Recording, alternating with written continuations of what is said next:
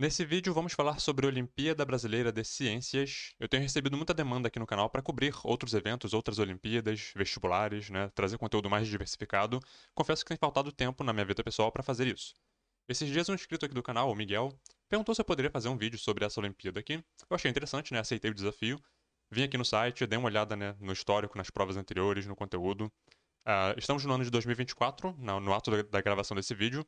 E a OBC nesse momento está 2024, né? Está acontecendo nesse momento, então ela não está completa ainda, não tem todas as provas, né? Então, qual que vai ser a minha ideia aqui? Nesse vídeo eu vou falar sobre as provas da edição 2023, porque a edição 2023 já está completa. A gente já tem a prova da primeira fase, da segunda fase, a fase seletiva, né, que é a que está faltando aqui para 2024. E depois também vou falar num segundo vídeo, nessa playlist mesmo, sobre a Olimpíada Internacional Júnior de Ciências. A OBC, a Olimpíada Brasileira de Ciências, é a forma de acesso à Olimpíada Internacional Júnior de Ciências. A faixa etária para essa Olimpíada aqui é de alunos de até 15 anos, certo? Então, assim, não é uma Olimpíada para todo mundo, né? Ensino médio não participa aqui. Mas o conteúdo de biologia dessa prova é complexo, não é fácil, tá? É um conteúdo bem chatinho, no mesmo nível da OBB, inclusive, pelo que eu olhei ali nas questões. Então, se você está estudando para Enem, essa Olimpíada aqui é ótima, porque ela fala de química, física e biologia. Claramente aqui no canal eu vou falar apenas de biologia, porque eu não consigo falar da física e da química, né? Com a profundidade que um professor dessa área específica conseguiria. Vou trazer os assuntos da biologia e vocês vão ver que mesmo na biologia, às vezes, eu fico gaguejando. Que é para deixar claro que isso aqui não são questões fáceis só porque é júnior, só porque é de ciências, né, de ensino fundamental. São questões complicadinhas. Então vamos dar uma passeada aqui no site só para mostrar algumas coisas, já que é o primeiro e talvez único vídeo da playlist, não sei se eu vou fazer outros, mas vamos dar uma passeada aqui no site para mostrar um pouco da estrutura do evento.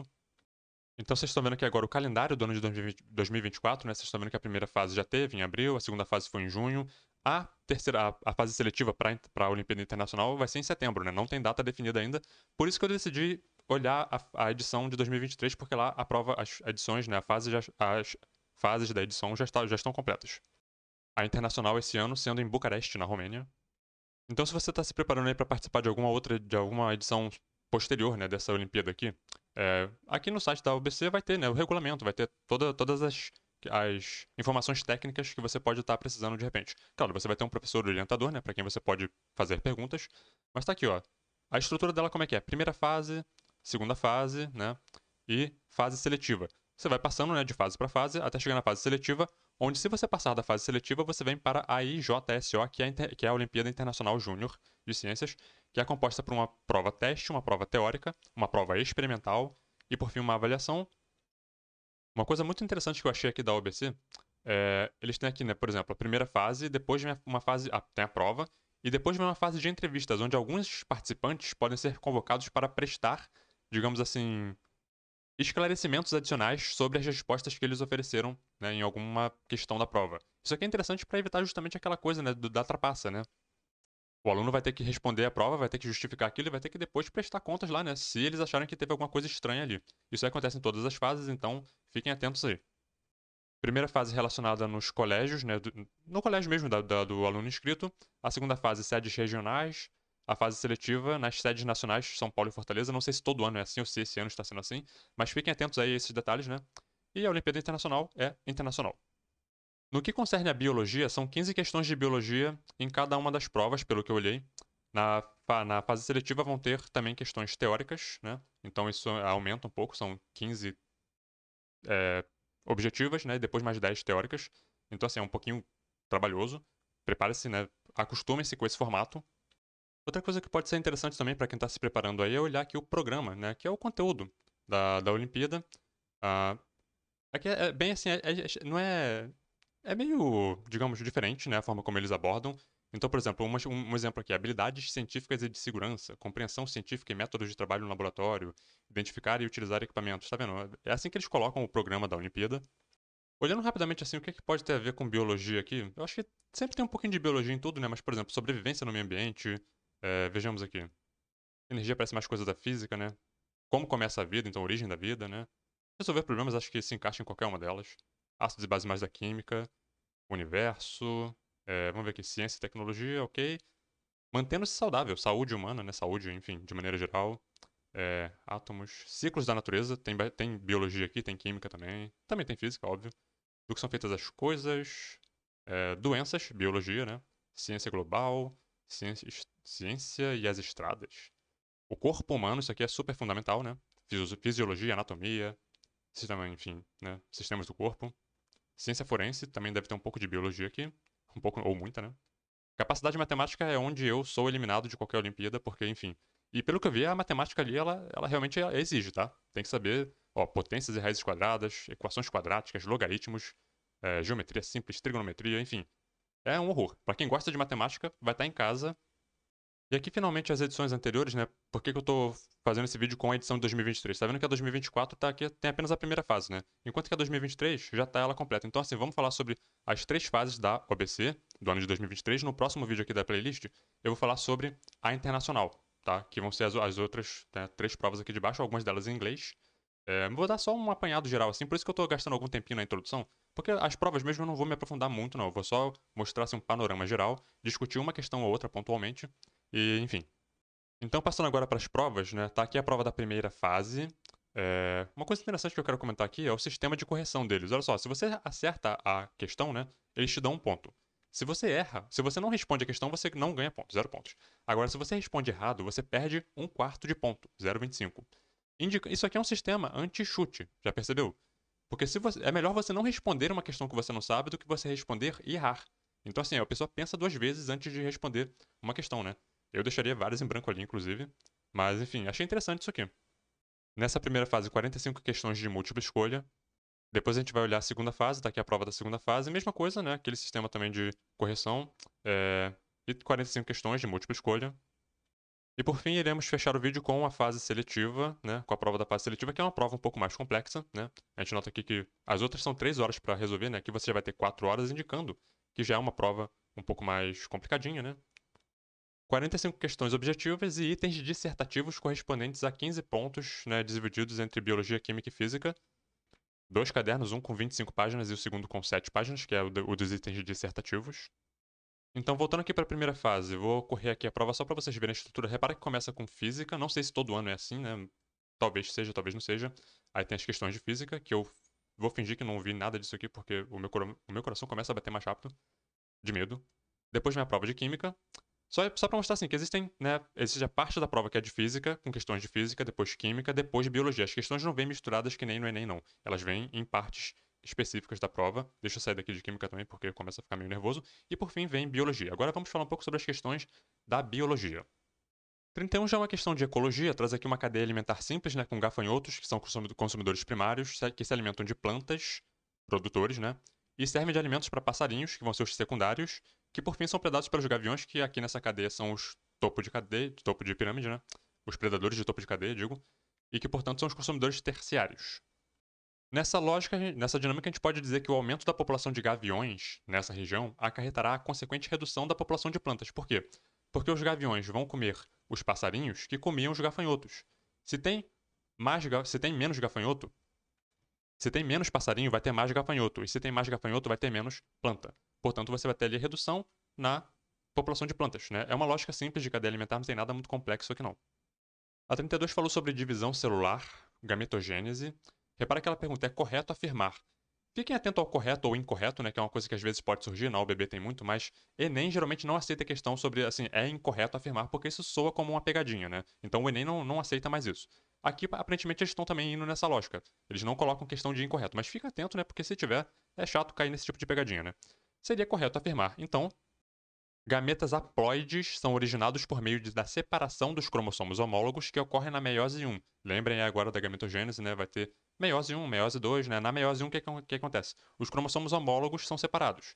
Aí ocorre o quê? A redução da ploidia. Uma célula 2N vira uma célula, da origem a 2 células N. Que depois vai ter, na meiose 2, a separação das cromátides irmãs. Só que aí não tem mais redução de ploidia, porque já teve na meiose 1, né? Essa que é a lógica. Estuda aí gametogênese, mitose, meiose, todos esses assuntos são interessantes e é chato errar a questão disso. Eu realmente não pretendo ficar me estendendo muito nas questões, mas só para mostrar assim, na internet tem muito conteúdo sobre isso. Usem aí Google, usem esses sites, né, de biologia, de infoscola, Khan Academy. Tem muito conteúdo sobre isso e tem também os livros, né? Que eu tô sempre recomendando livros aqui no canal. Se vocês assistirem as outras playlists aí, tem muito conteúdo. Eu falo sobre isso lá, né? Por isso que eu não vou ficar me estendendo muito. Assistam aí a playlist do Enem, da UBB aqui no canal. Assistam também outros canais que falam também sobre esses assuntos de maneira mais aprofundada, inclusive. Aqui, ó, uma célula germinativa, né? 2N diploide. Tem ali as mitoses, depois vem a meiose 1. O que acontece? Uma célula 2N dá origem a duas células N. Aqui houve redução da ploidia. Depois, na meiose 2, vai ser a separação das cromátides. Aí já não tem mais, né, redução de ploidia, é só separação de cromátides irmãs de um mesmo cromossomo. 33 vai trazer aqui uma figura, um esquema, né, de uma flor de angiosperma. Angiospermas é o único grupo de plantas que tem flores, ok? Então, flor de angiosperma é um pouco redundante. Bom, enfim, né, não vou ficar também, né, sendo tão pedante assim. Um pesquisador procurava células com mutações gênicas nessa flor que poderiam ser transmitidas a futuras gerações. Suponho que ele está falando das mutações gênicas, não das células, né?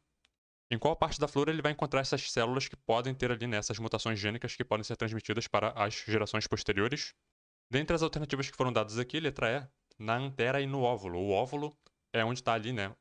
Você vai ter o saco embrionário, vai ter o óvulo, vão ter os núcleos polares, vão ter as sinérgides, as antípodas.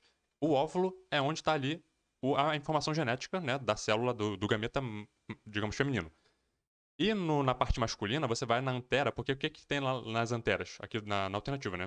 Nas anteras vão ter o quê? Os grãos de pólen. E no grão de pólen vão ter os núcleos espermáticos que vão pelo tubo polínico, né? Que vai entrar ali no estigma, descendo pelo tubo polínico, chegando até o óvulo, e onde vai haver a fecundação.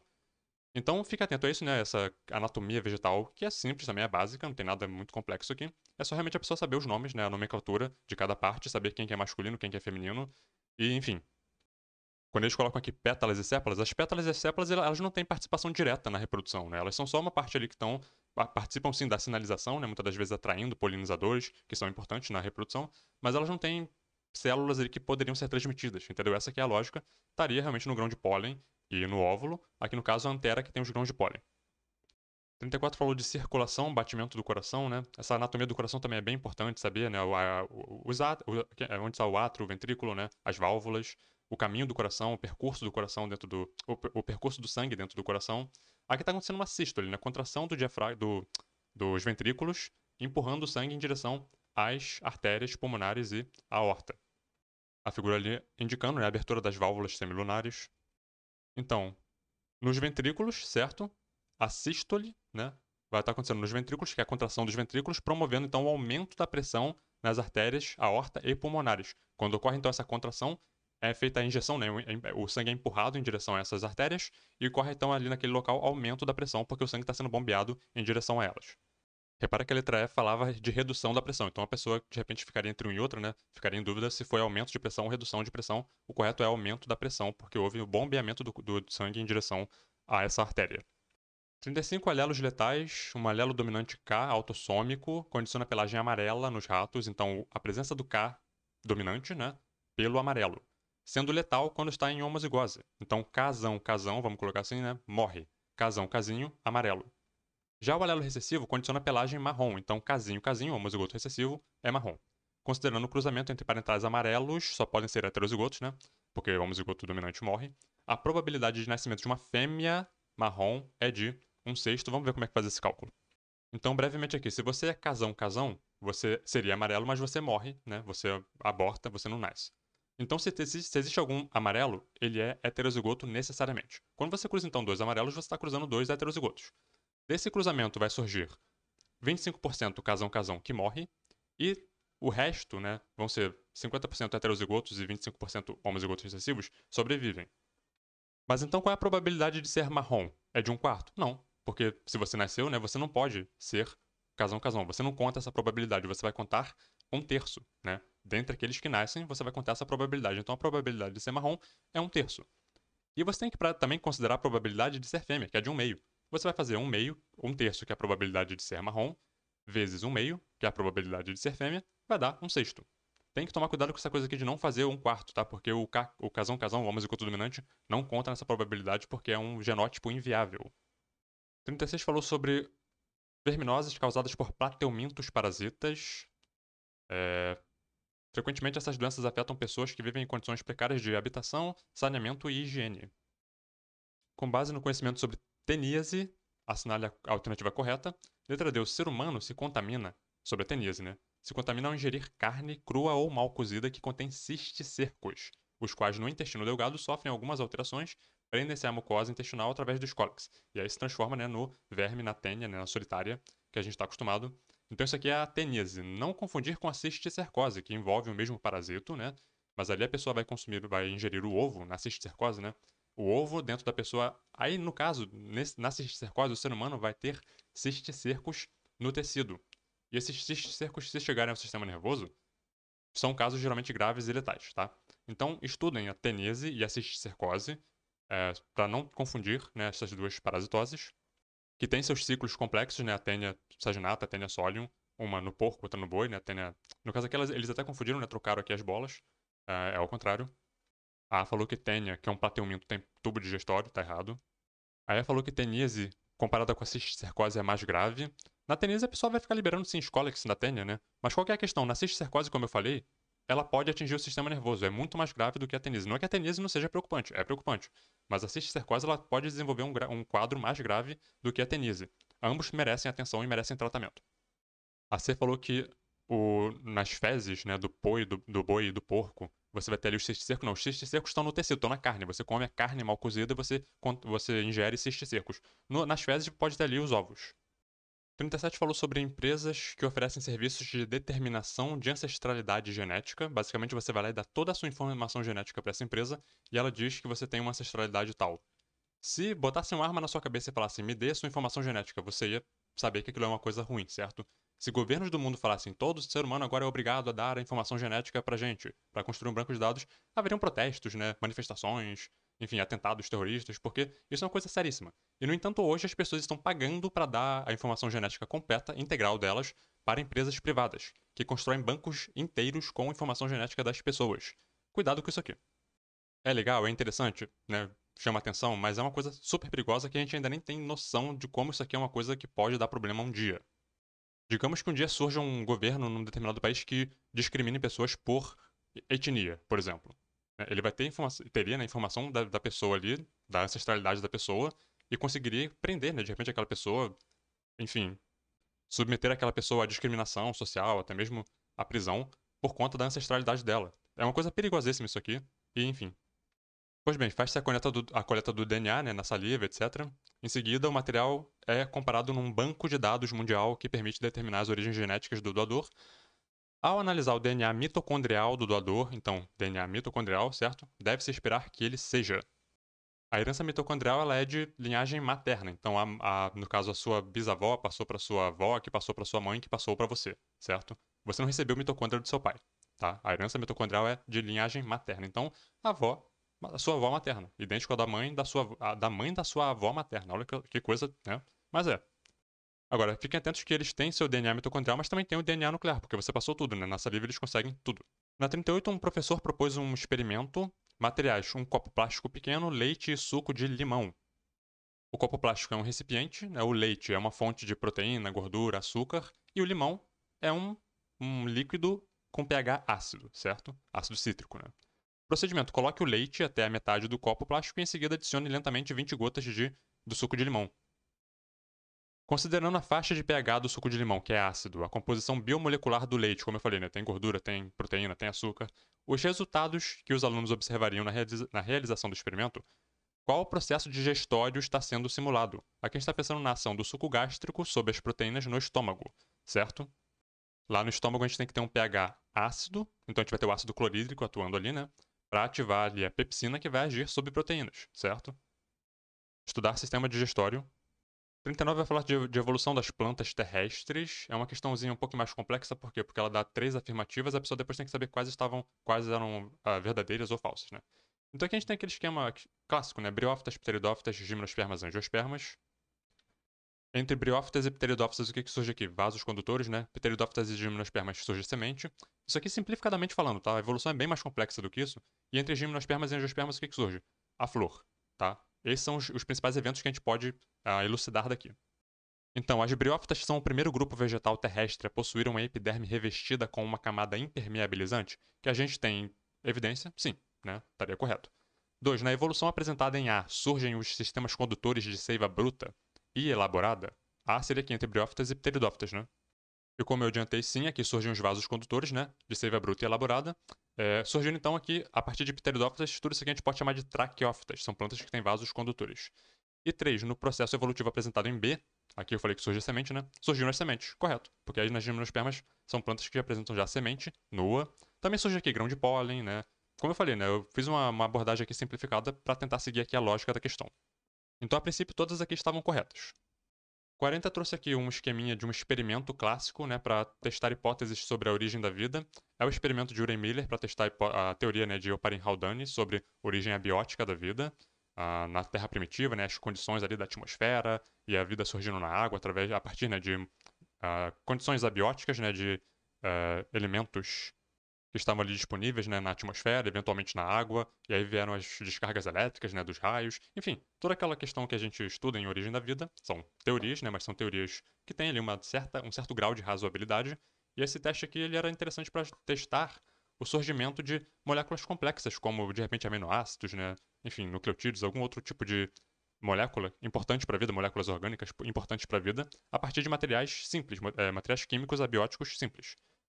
Então aqui eles tentaram simular, por exemplo, né, o que projetava-se que era a atmosfera primitiva. Tinha então metano, tinha os nitratos, né, tinha o gás hidrogênio, suponho que ele quis dizer aqui o vapor de água, não sei. Não, a água estava vindo daqui. Enfim, estudem esse experimento aqui, né, é interessante.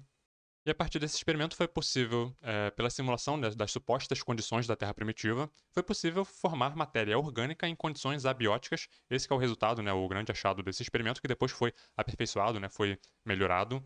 A gente conseguiu, né, enfim, a gente, né, a humanidade conseguiu chegar mais próximo, né, do que seriam as condições da Terra primitiva. Repara que a falou que era um experimento de Louis Pasteur. Louis Pasteur também falou sobre a biogênese, né, mas foi um outro experimento. Estudem depois aí o experimento de Louis Pasteur, o experimento de Red também, né? São outras questões lá. Aqui era o Oparin-Haldane, Urey-Miller testando a hipótese de Oparin-Haldane. Se inteirar desses experimentos é interessante, né? Para você agregar aí no seu repertório de conhecimentos das bases da ciência moderna. Tudo isso aqui está lá na base, está lá no começo de tudo. A C falou que os defensores da panspermia cósmica obtiveram evidências da participação de elementos extraterrestres na formação da vida na Terra. Digamos que isso aqui tivesse certo, mas o que isso tem a ver com o experimento ali que a gente viu? Nada, né? Então, enfim. D. Houve comprovação da atuação da energia vital, né? Enfim. Na época se falava muito disso, né? De energia vital, essas coisas mais místicas, né? Porque a gente não sabia muita coisa ainda. Aí ela falou que o ambiente era aeróbico. Não, era anaeróbico. Quarentão falou que corais em todo o mundo estão sofrendo de um fenômeno conhecido como branqueamento, que consiste na perda de algas unicelulares que vivem no interior dos tecidos, podendo ocasionar a morte dos corais, né? Os corais dependem dessas algas porque as algas fazem fotossíntese e dão para os corais alimento, né?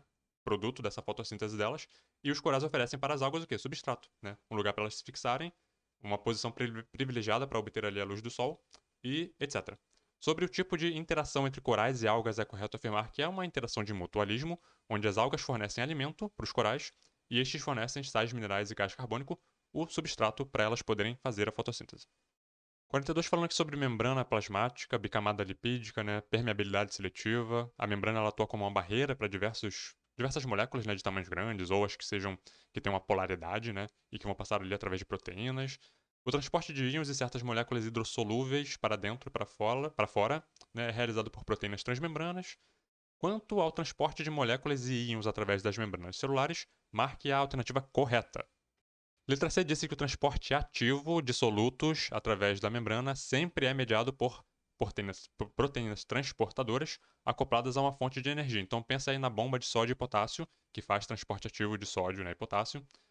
Ela tem uma fonte de energia, né? Ela gasta ATP para fazer esse transporte, né? Enfim. A falou que glicerol, ureia e etanol se difundem, né, pela membrana, seguindo um gradiente ali de concentração. Glicerol ele tem uma propriedade anfipática, ele tem uma parte polar e uma parte hidrofílico, hidrofóbico, enfim. Ureia e etanol geralmente são polares e geralmente se difundem de forma difusão facilitada, tá? Ou transporte ativo. Aqui, quando ele coloca que são polares e se difundem pela membrana, ele quis colocar justamente essa coisa, né? De eles precisam de uma proteína para fazer essa difusão facilitada. Na B, a velocidade de fluxo de um soluto através da bicamada no caso, não é inversamente proporcional, é diretamente proporcional à diferença na concentração. A D falou que esses íons atravessam facilmente a membrana por difusão simples. Eles têm carga, né? Então eles podem até atravessar, mas não facilmente. É uma coisa assim que exige um transportador ali para fazer esse transporte com facilidade. E aí falou que a água, por ser polar, né, atravessa membranas celulares somente através de proteínas transportadoras por difusão facilitada. Tem canais também, né? Tem outras formas da água passar pela membrana, pode também passar, enfim, mas é aquilo, né? Não tão simples assim. Então lembre aí das aquaporinas, né, que são canais para passagem de água pela membrana. 43 deu aqui a imagem, a ilustração, né, de um neurônio e falou aqui no que se refere aos dendritos, ele quer saber qual é a alternativa correta. Gabarito letra B são os dendritos, essas partes aqui, né? São prolongamentos que recebem impulsos nervosos e conduzem para o corpo celular. Essa parte aqui, a maior. Depois tem aqui o axônio, né? E ali as terminações do axônio. Rapidamente aqui, né? Se apropriem desse esquema aqui, né? O corpo celular tá aqui onde está ali, né? O núcleo, a célula, né? Tem aqui os dendritos, né? O núcleo ali, né? No corpo. Então, se você vira o núcleo, tá no corpo, certo? Aí tem os dendritos ali ligados ao corpo. Tem o axônio, que pode ser ali, tem essas partes mielinizadas, né? É, tem ali depois, no final ali, as terminações do axônio. É uma anatomia, né, uma forma, uma morfologia simples, mas é bom a pessoa saber. Tem outros tipos também, né? Tem os que tem mais de um axônio, etc. Essa imagem aqui é bem legal, né? Porque ela mostra justamente assim, eles fazendo um trenzinho, né? A terminação de um axônio de um ligando ali nos dendritos do outro, né? Enfim, passando ali, transmitindo, né, o sinal, o impulso, né, de um para outro. A falou que transmitem impulsos nervosos do corpo para outras células. Isso aqui é a função do axônio, né? Toda a parte aqui posterior ao corpo. A C falou que liberam em suas terminações de mediadores químicos responsáveis pelas sinapses. Na fenda sináptica, que vai ser o contato, né, entre essa terminação do axônio e o dendrito de outra, vai ter então essa liberação ali para fazer as sinapses, né, na fenda sináptica. Quem libera, no caso, é a terminação do axônio pré-sináptico, né, e quem recebe é o dendrito da célula pós-sináptica.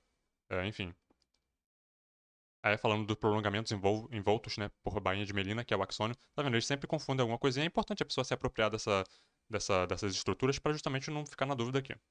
44 falou sobre fototropismo. Enfim, na figura abaixo, a planta foi colocada sobre luz unidirecional, ou seja, ela está recebendo luz de apenas uma direção, né? Que é o lado A. Corresponde à porção sombreada do caule e o lado B é iluminada, tá? Então, do lado A tá sombra, do lado B, luz. O que está acontecendo aqui? As auxinas, né? Que são os hormônios, que estão os fitohormônios, né, relacionados com essa coisa do tropismo, elas são fotofóbicas, elas fogem da luz. No que a auxina foge da luz, ela vem do lado B para o lado A. Quando ela está aqui, ela também tem função de quê? De crescimento, alongamento celular. Então as células do lado de cá, do lado sombreado, alongam mais, crescem mais, curvando a planta fica corcunda em direção à luz. É isso que provoca ali o fototropismo positivo das plantas caulinárias. Então aqui é a auxina, né, no lado A. Na planta ocorre acúmulo de auxina no lado A, justamente por essa propriedade fotofóbica dela, ela foge da luz. E a 45 é aquela, né, que você fala assim, que legal, chegou a última questão da prova, que maravilha, estou feliz porque a prova acabou, e é isso aqui, essa é a questão. Pouquíssima gente deve ter acertado isso aqui, tá? Porque isso aqui é da galera que realmente, assim, gosta, né, de fórmulas e matemática e tudo mais.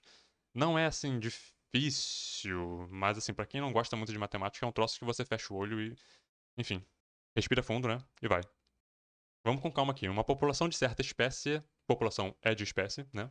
De novo eu aqui sendo pedante, constituída por apenas 3 tipos de indivíduos diploides, que diferem quanto a um genótipo em um loco. No total há um número N azão de indivíduos homozigotos dominantes, né? N azinho de indivíduos heterozigotos e N azinho de indivíduos com genótipo homozigotos recessivos. Considerando apenas o loco exposto no enunciado desse gene A, né? A frequência do alelo azão nessa população é igual a como é que você faz para encontrar dentro, dadas essas informações que foram dadas, sem número de indivíduos, né? Como é que você faz para encontrar então essa proporção, essa frequência teórica do alelo azão numa população diploide? Diploide para um gene.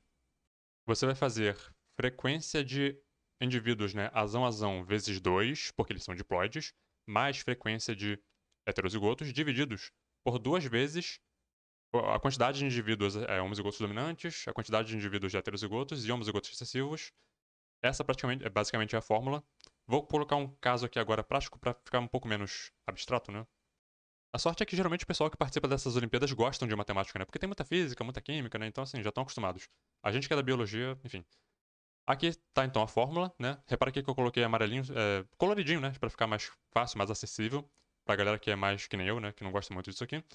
Então, vamos lá. Eu coloquei aqui um caso específico. Vamos ver aqui. A gente tem uma população de 2.800 indivíduos, tá? Dos quais 1.008 são homozigotos dominantes, 1.344 são heterozigotos e 448 são homozigotos recessivos. Repara que aqui agora eu já te dei quantidade de indivíduos nessa população que tem determinado genótipo, né? Fica um pouco mais acessível. A gente vai aplicar, então, esses números aqui nessa fórmula, né? Então, 2 vezes 1008, que é a quantidade de homozigotos dominantes, mais 1344, que é a quantidade de heterozigotos. Ah, e se eu quisesse fazer 1008 vezes 1344 dividido por 2? Se fosse só nesse caso aqui, serviria, dá na mesma, né? Mas vamos seguir a fórmula como eles colocaram. A gente vai pegar isso aqui e vai dividir por 2 vezes. Esse 2 vezes é porque é uma população diploide. A gente tem que sempre compensar para essa coisa da ploidia, certo? 1008 mais 1354 mais 458, que são os valores aqui de indivíduos com esses genótipos. Depois a gente vai fazer, então... Eu só fui resolvendo aqui embaixo, né? Repara que 1008 mais 1354 mais 448 é igual ao N, é igual ao número de indivíduos na população, certo? Essas continhas simples vão resultar aqui em 3.360 dividido por 5.600. 5.600 é o N vezes 2, que está ali na fórmula, né?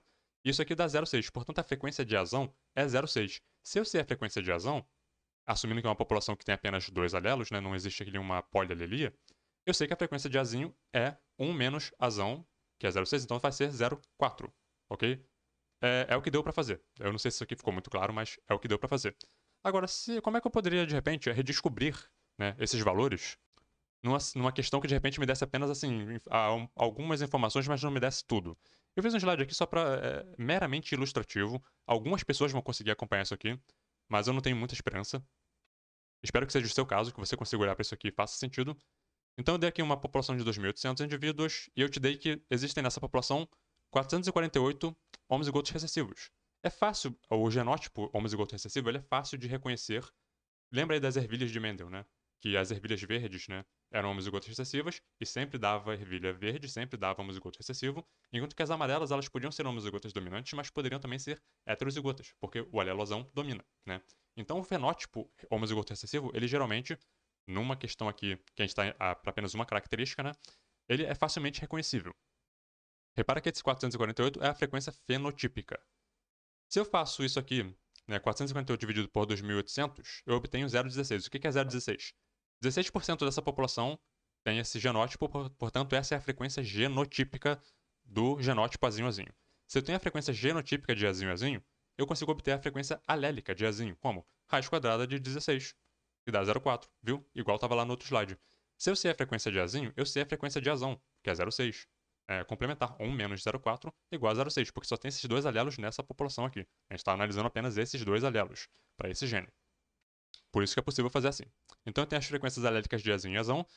Se eu tenho a frequência alélica de azão, eu consigo obter a frequência genotípica de azão. Como? Eu pego 0,6 e elevo ao quadrado, 0,36. Agora eu sei que 36% da população tem o genótipo azão-azão. Essa é a frequência genotípica. Com base nisso, eu consigo obter a frequência genotípica de heterozigotos, como 1 menos 0,36 mais 0,16, que dá 0,48. 48% dessa população tem o genótipo heterozigoto.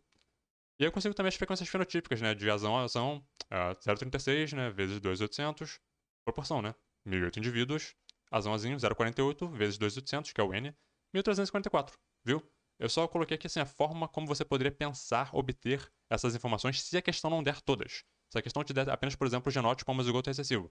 Você consegue, através desses mecanismos aqui simples, se eu estou dizendo que é simples é porque realmente é simples, né? Você consegue obter outras informações que ficam muitas das vezes obscuras na questão. Então aqui foi a letra D e agora vamos para a prova da fase 2. Então agora vamos para a prova da segunda fase. De novo, 15 questões aqui. Vamos ver se nessas questões da segunda fase são mais complicadas que a da primeira, né? Vamos reparar nesse tipo de detalhe. Claro, vamos discutir também as questões, né? Obviamente. 31, citologia, falando sobre mitocôndrias e cloroplastos. Lembrem aí da teoria da endossimbiose, é interessante dar uma lida. As funções dessas duas organelas estão relacionadas com o processo de obtenção e transformação de energia. Diante disso, analise as afirmativas a seguir. Indique as corretas. 1. As mitocôndrias surgem exclusivamente por autoduplicação, enquanto os cloroplastos se multiplicam por brotamento.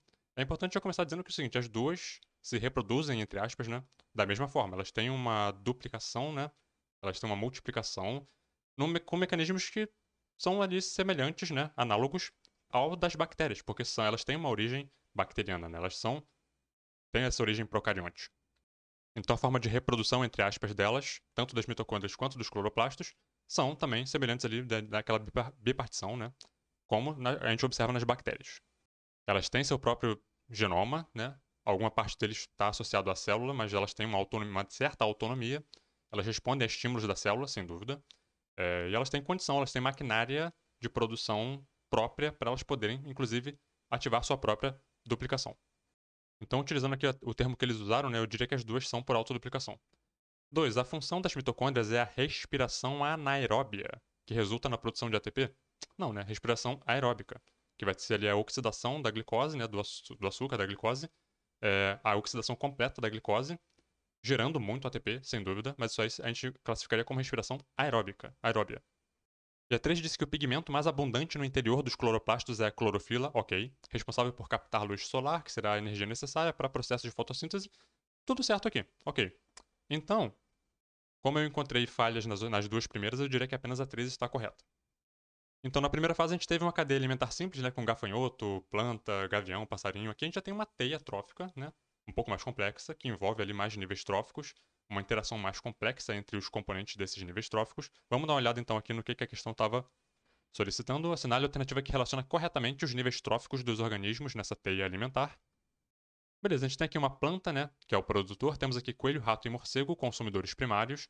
Temos corujas, cobras e raposas, que atuam como consumidores secundários, né? Mas repara que a coruja também pode comer cobra, né? E, enfim, nesse caso ela seria um consumidor terciário. E temos aqui a águia, que é geralmente ali o predador, né, de topo ali, que está ali no nível terciário. Mas tem um detalhe aqui. Eu vou explicar isso aí no slide depois. A letra B, que é o gabarito, diz que coelhos, ratos e morcegos são consumidores de primeira ordem, correto? Enquanto que raposas são simultaneamente consumidores de segunda, terceira e quarta ordem. Como pode isso?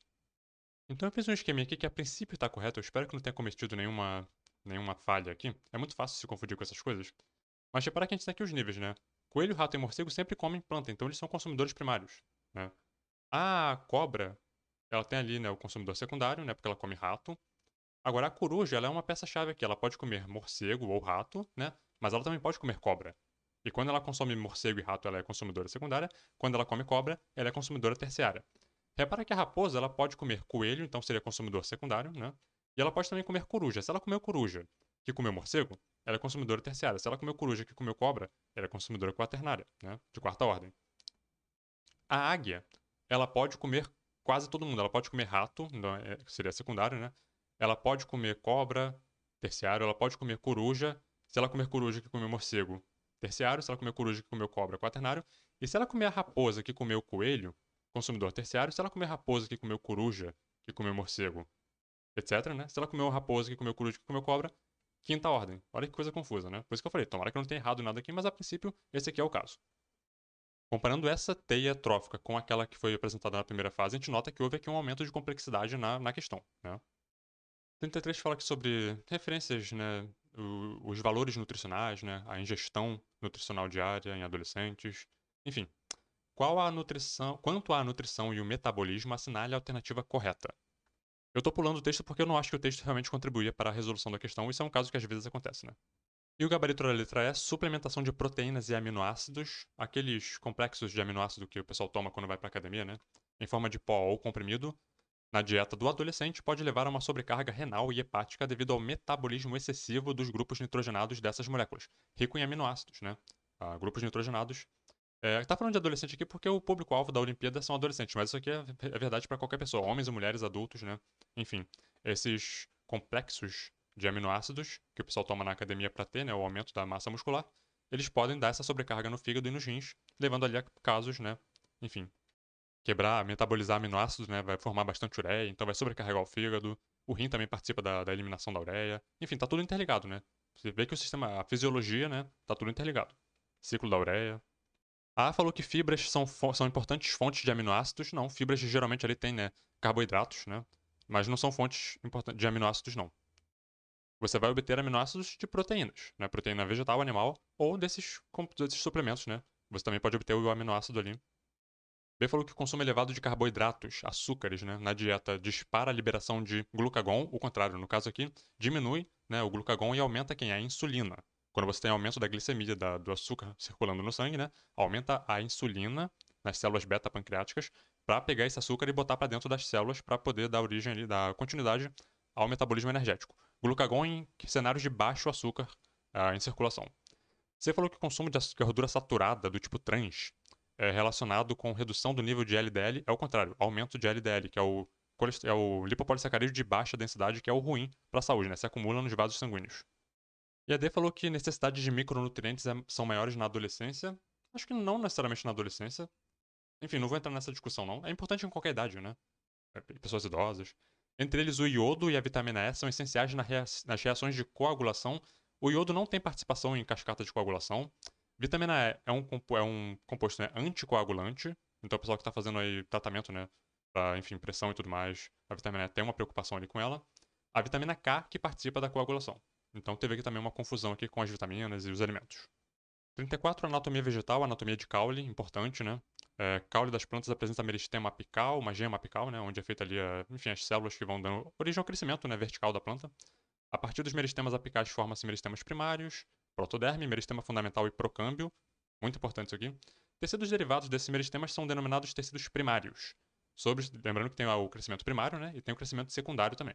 Sobre os tecidos primários das angiospermas, estamos falando aqui de caule, né? Assinale a alternativa correta. O gabarito letra A falou que na epiderme, crescimento primário, diferenciam-se estruturas como estômatos, que controlam transpiração e troca gasosa entre as plantas em um ambiente correto.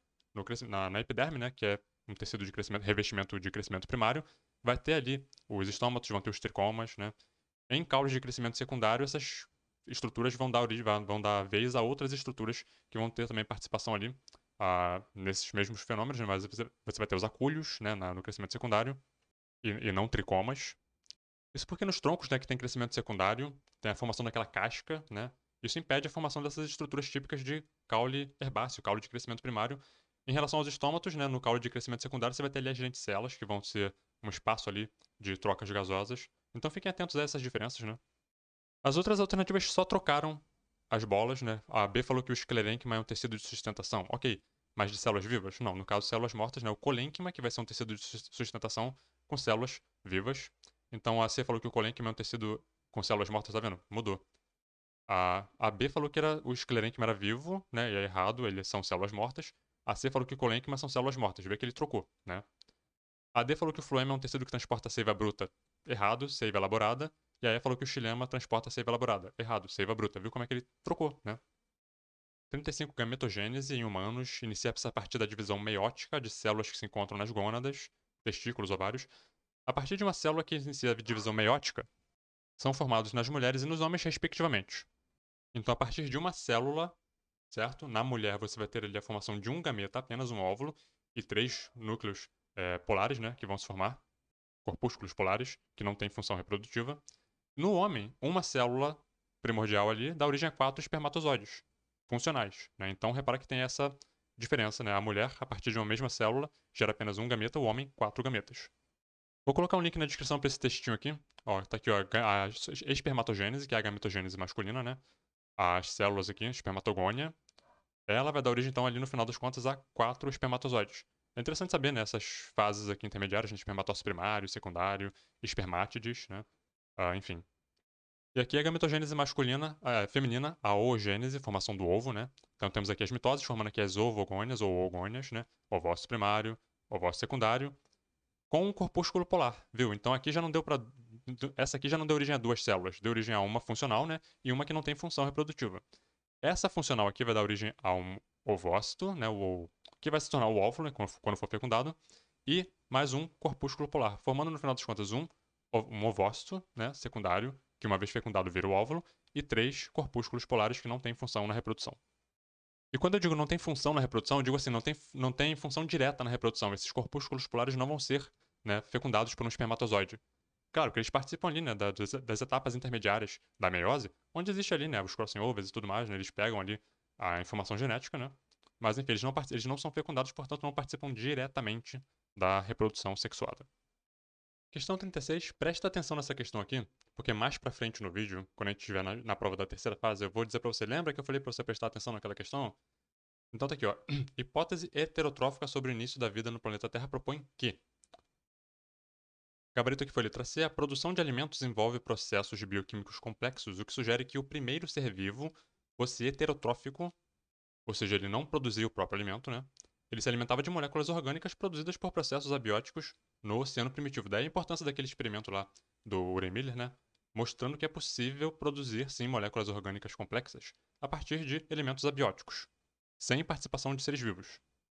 Esses elementos estavam presentes lá, segundo essa hipótese aqui, né? Estavam presentes lá no ambiente e os primeiros seres vivos, heterotróficos, conseguiam se alimentar desses elementos que estavam ali disponíveis. Depois surgem, né, os autotróficos, que conseguiam fazer ali a fotossíntese, né, e produzir o próprio alimento a partir da luz do sol. Tinha também a quimiossíntese, né, aí que a coisa fica um pouco complicada, lembrando que tudo isso aqui são hipóteses, tá? Littrell falou que a vida se diversificou a partir, segundo, né, a hipótese heterotrófica, a vida teria se diversificado a partir de heterotróficos que se alimentavam dos pioneiros autotróficos. Eu não acho que a hipótese heterotrófica dizia que os autotróficos são pioneiros, né? Já tem um problema aqui. A B disse que o primeiro ser vivo obteria, né, energia a partir de processos semelhantes à quimiossíntese realizada por bactérias atuais. Processo é mais simples do que a fotossíntese. Eu não acho que seja mais simples para começo de conversa, né? Ambos têm a sua complexidade. Apenas a fotossíntese utiliza a luz do sol, a quimiossíntese, outros elementos ali que estão ali, né, naquelas fontes hidrotermais, enfim. A D falou que o primeiro ser vivo era heterotrófico aeróbico, já para por aqui, não, anaeróbico, né? Enfim. E aí fala sobre reações químicas, a vida surgiu, né, de reações químicas complexas, que permitiam à célula primitiva a capacidade de sintetizar seu próprio alimento. Isso aqui é a hipótese autotrófica, né, não heterotrófica. 37 trouxe aqui uma tabelinha com 3 municípios e 4 doenças. Então temos aqui esquistossomose, ascaridíase, filariose e ancilostomose, e a quantidade de casos, né, dessas doenças nesses municípios num período de tempo de 2016 a 2018. Com base na tabela e seus conhecimentos sobre as verminoses, assinale a alternativa correta. Resumindo, a esquistossomose provocada ali pelo esquistossoma mansoni, né, plateuminto, entrada desse verme no corpo humano via cutânea, né, locais ali que tem a contaminação, né, lagoas, geralmente tem o caramujo participando do ciclo. Ascaridíase, Ascaris lumbricoides, lombriga, a entrada fecal oral, a pessoa consome alguma coisa contaminada, ele entra pela boca. Filariose, também um verme.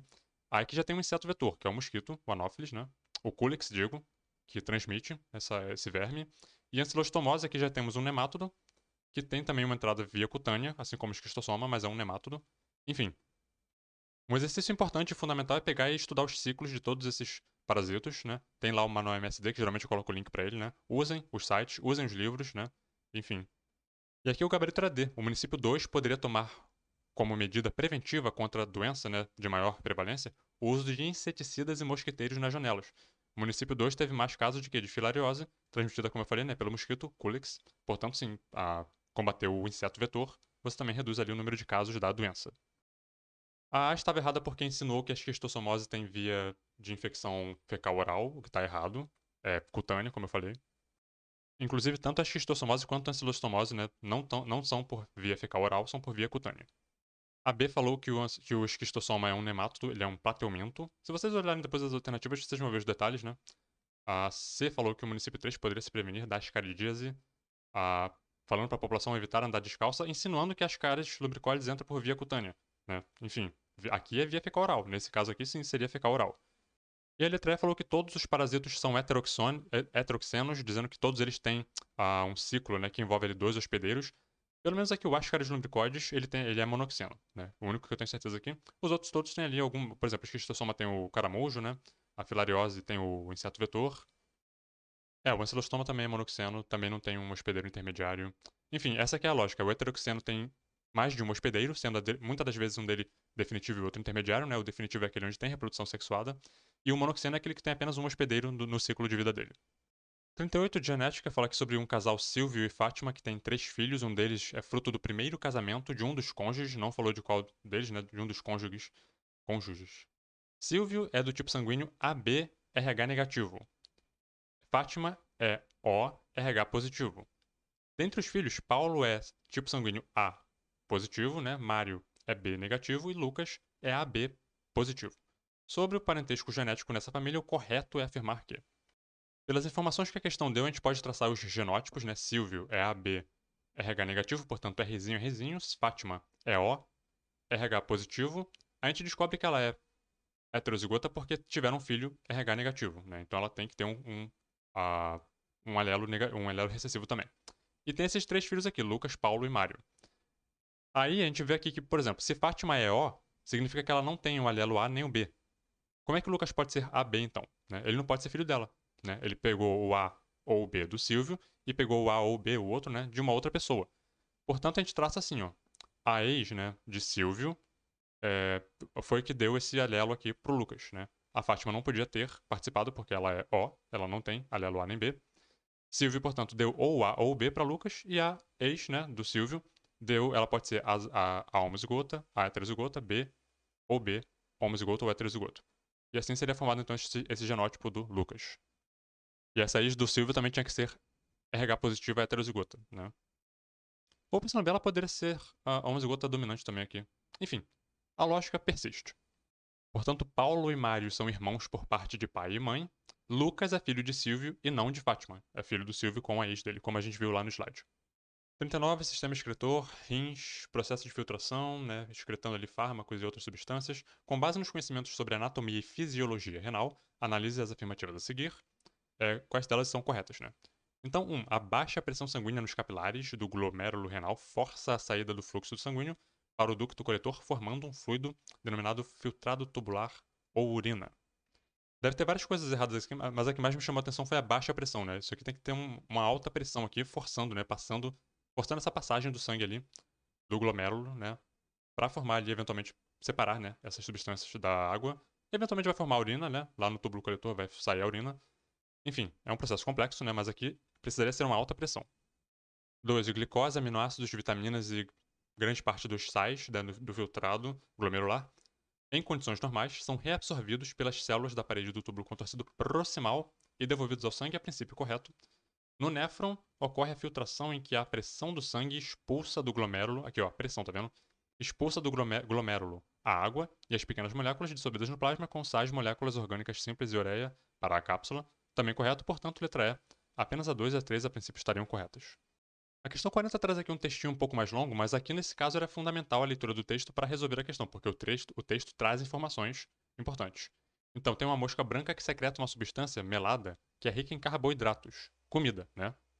E ali você vai ter uma interação, né, entre formigas que vão consumir esse melado, né, essa fonte de carboidratos, e também abelhas que vão também surgir ali querendo esse recurso.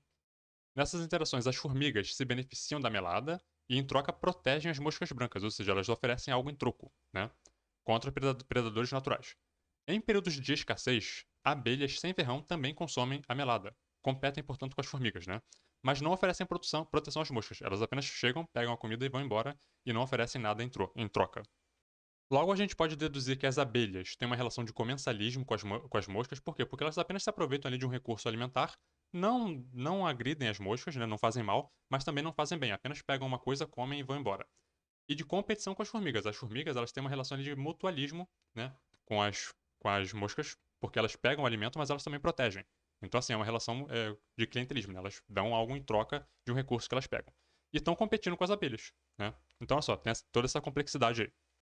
41. Um professor fez uma aula prática sobre membrana plasmática. Ele criou em laboratório células com superfícies fluorescentes para o estudo, né, do modelo proposto por Singer e Nicholson, mosaico fluido. Nesse experimento, ele usou uma célula com a superfície fluorescente e observou-a em um microscópio acoplado a um laser. O laser é capaz de degradar a fluorescência conjugada, né, nas moléculas da membrana. Iniciado o experimento, ele expôs um ponto específico. O laser estava fixado num ponto específico da célula que também estava parada, certo? E após 5 minutos de exposição da incidência, observou-se que a região exposta perdia a fluorescência, mas o restante da célula continuava fluorescente. Tá? Então os dois sistemas estavam ali parados, né, fixados. Entretanto, após 1 hora de exposição no mesmo ponto focal, toda a célula perdeu a fluorescência. Indicando aqui que a membrana se mexeu, embora a célula estivesse parada, e o laser também, mas a membrana estava em constante movimento, né? Que é exatamente o que é previsto no modelo de mosaico fluido. A membrana é um sistema dinâmico que as proteínas que estão ali, né, flutuando, entre aspas, né, na membrana, elas se movem, né? E as camadas também da membrana, os fosfolipídios, né, às vezes fazem um movimento de flip-flop. Enfim, é um sistema dinâmico móvel. Portanto, baseado nesse experimento, quais moléculas perderam a fluorescência e qual é o modelo evidenciado nesse experimento? Gabarito letra D, lipídios da membrana, né, os fosfolipídios, e proteínas. Proteínas também que ficam ali na membrana, enfim, fazendo ali suas funções, né? E o modelo mosaico fluido. Na membrana também vão ter ali, né, glicoproteínas, vai ter o glicocálise, né, onde alguns açúcares são associados ali a proteínas. Eu fiquei olhando pra saber aqui, né, mas ok, eu aceitei o gabarito porque a letra D traz os lipídios, né, e enfim, beleza, mas tenho em mente isso. 42, bem objetiva, em relação à reprodução das plantas, é correto afirmar que, gabarito nas gimnospermas, letra D, né? E nas angiospermas, os gametófitos desenvolvem-se no interior de estruturas reprodutivas do esporófito. Nesses grupos aqui, o esporófito é a fase permanente, né, da planta, e o gametófito se desenvolve no esporófito, sendo uma estrutura que vai se desenvolver apenas no período reprodutivo, né? Então vamos lá. Letra A. Gimnospermas e o gametófito é mais desenvolvido que o esporófito? Não, é o contrário. Isso vai ser verdade nos musgos, né? Nas briófitas, lá embaixo, na escala evolutiva, né? A gente começa a usar aqui alguns termos que talvez não sejam tão apropriados, mas briófitas, né, que são as mais ancestrais, vamos dizer assim, gametófito dominante, né? E o esporófito surge eventualmente. A partir de pteridófitas isso muda, né? O jogo vira, o esporófito assume a dominância no ciclo vital, no ciclo de vida da planta, e o gametófito vira essa estrutura que surge em período reprodutivo. A B falou que nas pteridófitas homósporas, o megásporo dá origem ao gametófito feminino e o micrósporo origina o gametófito masculino. Homósporas significa que tem apenas um tipo de esporo, né? Enfim, então isso aqui estaria errado. A C, de novo, trouxe essa coisa, né? Ao longo da evolução das plantas, observa-se a redução do esporófito e o maior desenvolvimento. Contrário, né? O contrário. O gametófito vai perdendo, né? Vai dando espaço para o esporófito, que esse sim passa a ter uma participação mais importante na planta propriamente dita, e o gametófito vira uma estrutura, não sei dizer assim, secundária, né? Ele vai ter assim a função dele apenas no período reprodutivo. Claro que tem planta que se reproduz constantemente, vai sempre ter um gametófito ali, mas foi se tornando uma estrutura cada vez mais microscópica, inclusive. Enquanto que no musgo, na briófita, né, você está olhando para um gametófito, ponto final, nas plantas superiores, a partir das pteridófitas, você está olhando para o esporófito. E o gametófito você tem que procurar ele e olhar com um microscópio, com lupa. E na letra S, eu já não repeti isso, se eu já não repeti isso suficientemente, falou aqui que nas briófitas e nas pteridófitas o gametófito é mais desenvolvido, apenas nas briófitas. A partir das pteridófitas, esporófito mais desenvolvido. Acho que eu repeti isso vezes o suficiente, né? 43, relação ali entre concentrações de IGF-1, o fator de crescimento de insulina, Insulin Growth Factor, no organismo e o ganho de massa muscular. Então tem uma relação entre esse hormônio e o ganho, né, da massa muscular. Isso é importante para atletas, né? Pesquisadores então identificaram um comportamento específico desse hormônio durante treinos físicos. O achado deverá servir de marcador biológico da condição física, né, para orientar treinadores ali na preparação de atletas para competições. Então vamos ver quais afirmações estão corretas. Os hormônios são mediadores químicos que são lançados no sangue e percorrem o corpo até chegarem aos órgãos-alvo, sobre os quais atuam. Eu vou logo adiantar o gabarito, eles colocaram que apenas a 1 e a 2 estariam corretas. E quando eu li essa 1 aqui, eu penso o seguinte: existem hormônios, os autócrinos e os parácrinos, né, que não são transportados por via sanguínea. Os hormônios que são conduzidos pelo sangue são os endócrinos, né? Então não dá para fazer essa generalização aqui. Eles fizeram, tá? Hormônios endócrinos são mediadores químicos que são lançados no sangue. Aí ficaria correto, tá? Do jeito que tá aqui, eu acho que foi uma generalização errada, na minha opinião.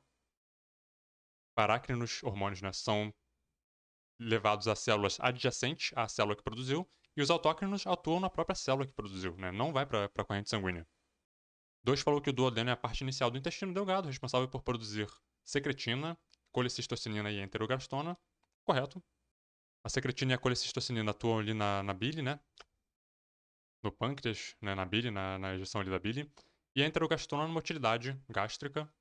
Bom, a 3, que estaria errada, né? Falou que a somatotrofina é um hormônio proteico produzido pelo hipotálamo e secretado pela hipófise anterior. Esse hormônio é responsável por estimular o crescimento. O errado aqui, pelo que eu li, é que essa somatotrofina ela é produzida direto na hipófise, tá? Ela não é produzida no hipotálamo. Ela vai ser produzida na hipófise e dali mesmo ela já é redirecionada ali para a função dela. Você vai ter no hipotálamo a liberação do liberador, né? Que é o hormônio que vem antes, né? Que ativa a hipófise para produzir a somatotrofina, que é o hormônio do crescimento, né? Então lá no hipotálamo você vai ter o GH-RH, né? Enfim, ele vai ser o liberador do GH. E aí sim, na hipófise, ele seria produzido. Esse que seria então o erro aqui da alternativa. Essa é a complexidade do sistema endócrino, né? Você saber as glândulas, o que cada glândula produz, o que esses hormônios, uma vez produzidos, para onde que eles vão atuar, né? E qual é o efeito deles. Isso tudo, essa é a complexidade de se estudar sistema endócrino. É muito complicado e, enfim, boa sorte para quem fosse se aventurar nisso, tem que fazer. 44 falou aqui de uma mutação, né, uma deleção num gene ali. Ocorre no gene conexina 26, encontrado no braço longo do cromossomo 13. responsável por surdez congênita. Esse locus é conhecido como hotspot do gene, um lugar suscetível a alterações provenientes, provavelmente por causa da repetição da base guanina, que é o G, tá? Guanina. A base nitrogenada que se repete no gene conexina 26 é... Aqui era super simples, era a pessoa saber que a guanina, né, é uma base púrica, é uma purina, né? Então você vai ter ali adenosina e guanina, A, G são as purinas, e o T e o C, né, timina e citosina, são as citosinas, são as pirimidinas, ok? E tem a uracila também. Então aqui a pessoa só teria que saber que guanina é uma base púrica ou uma purina.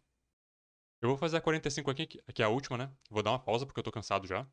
E vocês não vão ver essa pausa, porque pra vocês vai ser colado uma coisa na outra, mas vou fazer aqui então, vou terminar aqui a segunda fase. E depois a gente começa a fase seletiva, depois dessa questão aqui. Então, na espécie humana, o formato da orelha, né, formato da orelha, lóbulo da orelha, se ele vai ser preso ou solto, depende ali de um gene, né? Um par de alelos, no qual o alelo recessivo é responsável pelo lóbulo preso. Portanto, uma cópia dominante desse alelo, lóbulo solto. A hemofilia é um distúrbio da coagulação sanguínea, que já é uma herança ligada ao cromossomo X, uma herança sexual. Enfim, tem ali também um caráter recessivo, né? Portanto, duas cópias recessivas são necessárias para a expressão desse traço em mulheres. No homem, apenas uma cópia é necessária porque o homem é hemizigoto, né? Analise o uretrograma. Qual a probabilidade do segundo filho homem do casal 9 e 10, que já tiveram um filho homem, né? Nascer com o lóbulo da orelha preso e ser hemofílico? Vamos ver então. Fiz aqui um slide, confiram aí depois se eu errei alguma coisa, mas eu acho que está tudo certinho. Fiz aqui os genótipos, né? Se você tem um lado esquerdo aqui, branco, você é homozigoto recessivo para o gene A, que é relativo ali ao lóbulo preso. Se você tem um lado esquerdo colorido, né, de cinza, você tem um alelo azão, você pode ser homozigoto dominante ou heterozigoto, e você vai ter o lóbulo da orelha solto. E aí você pode ver no heredograma, né, quem tem essas condições. Com relação à hemofilia, quem tem o lado direito preto, pintado de preto, é recessivo. Tem, né, se for uma mulher, é homozigoto recessiva, se for um homem, tem o alelo, o X recessivo que recebeu da mãe. E se você tem o lado direito branco, você tem pelo menos uma cópia dominante do alelo da hemofilia. Daí eu tracei aqui os genótipos, e por que eu faço isso? Para recomendar que todo mundo que vai participar dessa prova que tem um heredograma, trace rabiscos de genótipos, né? Porque resolver isso aqui de cabeça, eu mesmo, assim, às vezes eu erro muito porque eu tento fazer de cabeça, e você se confunde, sabe? É muita informação. Trace os genótipos na folha, rabisca lá, e para evitar erros. É muito importante fazer isso aqui. Porque a gente vem então para a fase da resolução, né? Genótipos aqui, a gente quer um homem, né? Vai surgir aqui um homem com esse genótipo aqui, certo? Ele vai ter a orelha. A gente quer que ele tenha a orelha presa, portanto, o lado esquerdo branco, né? E que ele seja hemofílico, coitado do cara, né? A probabilidade dele ter a orelha presa é uma herança autossômica normal, né? Fruto ali de um casal heterozigoto para esse gene, a gente observa isso fazendo, né? Traçando os genótipos. 25%, um quarto de chance desse cara vir com a orelha presa. E em relação à hemofilia? Bom, temos aqui então, traçando aqui uma mulher heterozigota, né? Ela tem uma cópia recessiva? Sim, porque o pai dela também tinha, né? E tudo mais. Foi o gene que o pai dela passou para ela, era a cópia afetada. Ela não expressou por quê? Porque ela é mulher, ela é heterozigota, né? Ela tem uma cópia normal que recebeu da mãe, mas ela tem a possibilidade. Então ficou assim: uma mulher heterozigota com um homem afetado, hemizigoto. Só que o homem vai passar para esse filho, que é o Y, né? De quem que ele vai pegar esse B afetado? Da mãe. E qual é a chance, então? Um meio. Por que não um quarto? Porque aqui a gente está observando a chance de ser homem, né? Aqui são mulheres, né? Aqui que tem o Y é o homem. Então, um meio. Um meio vezes um quarto, um oitavo. Essa é a probabilidade de vir um homem, orelha presa, hemofílico. E tá aqui, letra B, um oitavo. Agora eu vou dar uma pausa aqui pra eu comer alguma coisa, descansar um pouco. Se você estiver assistindo um vídeo aí também, um vídeo longo, né? Dá uma pausa também, sabe? Para. Termina de assistir amanhã, outro dia, o vídeo fica longo mesmo. Mas o legal é que o YouTube permite que você pause o vídeo, né? E termine depois. Se você gosta de assistir tudo de uma vez, beleza, continua aí. Se quiser fazer uma pausa também, né? Relaxar um pouco, termina de assistir outro dia. Eu vou continuar daqui a alguns instantes. Então agora vamos para a prova seletiva, né? Começando aqui na questão 31. Essa prova, esse caderno de questões aqui, ele vai ter na parte teórica, prática, né? Objetiva. 15 questões de biologia, objetivas. Depois tem um segundo momento com 10 questões, que eles chamam de dissertativas, embora eu tenha achado elas bem objetivazinhas, né? Enfim, vamos lá. Eu não quis ensinar que fosse fácil, eu só falei assim, que não é exatamente o que eu pensava em termos de dissertativo, mas a gente vai ver isso com calma quando chegar lá. Começando aqui na 31, uma planta umbrófila, que gosta de sombra, e uma heliófita, de sol, apresentam a mesma taxa de respiração celular diferentes pontos de compensação fóticos. A produção de gás oxigênio será máxima em ambas as plantas se receberem luz com intensidade. Aqui a gente vai ter que nivelar pela heliófita. Por quê? Porque ela é que precisa de mais luz, né? Ela é que está ali, precisa se expor ao máximo de luz para atingir aquele limiar.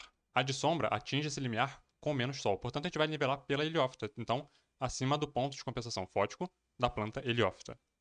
Para quem está viajando aí, a planta ela consome energia na respiração aeróbica, enfim, ela consome, né, o açúcar na respiração aeróbica para produzir energia e ela produz esse açúcar pela fotossíntese. O ponto de compensação fótica é o ponto onde tudo que ela está consumindo de açúcar, de alimento, né, para produzir energia, ela também está produzindo. É o ponto, então, ali onde essas duas curvas se tocam. A curva de respiração e a curva de fotossíntese se tocam. Esse é o ponto de compensação fótica. E uma planta ombrófila e uma planta heliófita vão ter diferentes pontos de compensação fóticas, porque cada uma delas vai precisar de determinada intensidade luminosa para atingir esse ponto, né? A ombrófila precisa de menos, a heliófita precisa de mais. Essa questão 32 aqui, eu desisti dela, tá? Eu tentei de tudo para resolver essa questão e não consegui. Eu não consegui chegar em nenhum desses valores que está aqui nas alternativas. Eles colocaram o gabarito letra D, 364. Eu não consigo discutir isso aqui, não consigo dizer se está certo ou não, tá? Pode ter sido um problema na formulação da questão, pode ter sido também, pode ser uma falha, uma lacuna de conhecimento minha, uma coisa, uma técnica aqui que eu não estou conseguindo atingir determinado detalhe que me levaria a esse 364 aqui, tá? Vou tentar explicar um pouco da complexidade da questão. Entenda, pode ser uma falha na questão, mas provavelmente é uma lacuna de conhecimento minha, eu assumo, né, a responsabilidade, para não ficar também terceirizando, né, as responsabilidades. Temos aqui um heredograma, né, com João e Maria. Aqui a gente está falando de sistema sanguíneo, né, sistema BO e sistema RH. Em relação ao sistema RH, sabe-se que o pai e a mãe de João são positivos, né, assim como o pai e a mãe de Maria, esse pessoal aqui. Além disso, sabe-se que as duas irmãs deles, né, tanto de João quanto de Maria, são RH negativo. E só para dizer que os pais são heterozigotos para o RH, tá? A probabilidade de João e Maria terem uma criança com, não importa o sexo, tá? Com o mesmo tipo sanguíneo da mãe de Maria, a gente vai ver que ela é AB negativa, digo AB positiva. Isso é, pertencendo ao mesmo grupo em relação ao sistema BO e também ao sistema RH, é mais próxima de. Quando eu vi esse mais próximo de, eu fiquei desesperado, porque geralmente você faz as contas nesse tipo de questão e você atinge, né, uma proporção, uma razão ali. Enfim. E aqui, quando ele colocou mais próxima de, eu fiquei meio desnorteado. Eu falei, mais próxima de? Como assim mais próxima de? Indicando que a questão realmente tem uma complexidade nela e que, enfim, né, meio insondável. Pelo menos pra mim. Se alguém aqui fez essa questão e conseguiu resolver e achou fácil, bota no comentário aí. É assim que resolve, né? E aí compartilha com a gente, porque eu mesmo tô inquieto aqui com essa questão. Então, traçando, né, os genótipos, repara que a gente não sabe o genótipo. A gente não consegue bater o martelo em qual é o genótipo de João e Maria. Mas a gente sabe que a gente quer que deles surja um indivíduo AB com pelo menos uma cópia do alelo R, né, dominante para ser RH positivo, como a mãe de Maria. Por que a gente sabe que a mãe dela é AB? Porque ela tem um irmão A e um irmão B, e o pai é O. Então, esse irmão aqui recebeu o A da mãe e esse aqui recebeu o B da mãe. Portanto, a mãe dela é AB, né?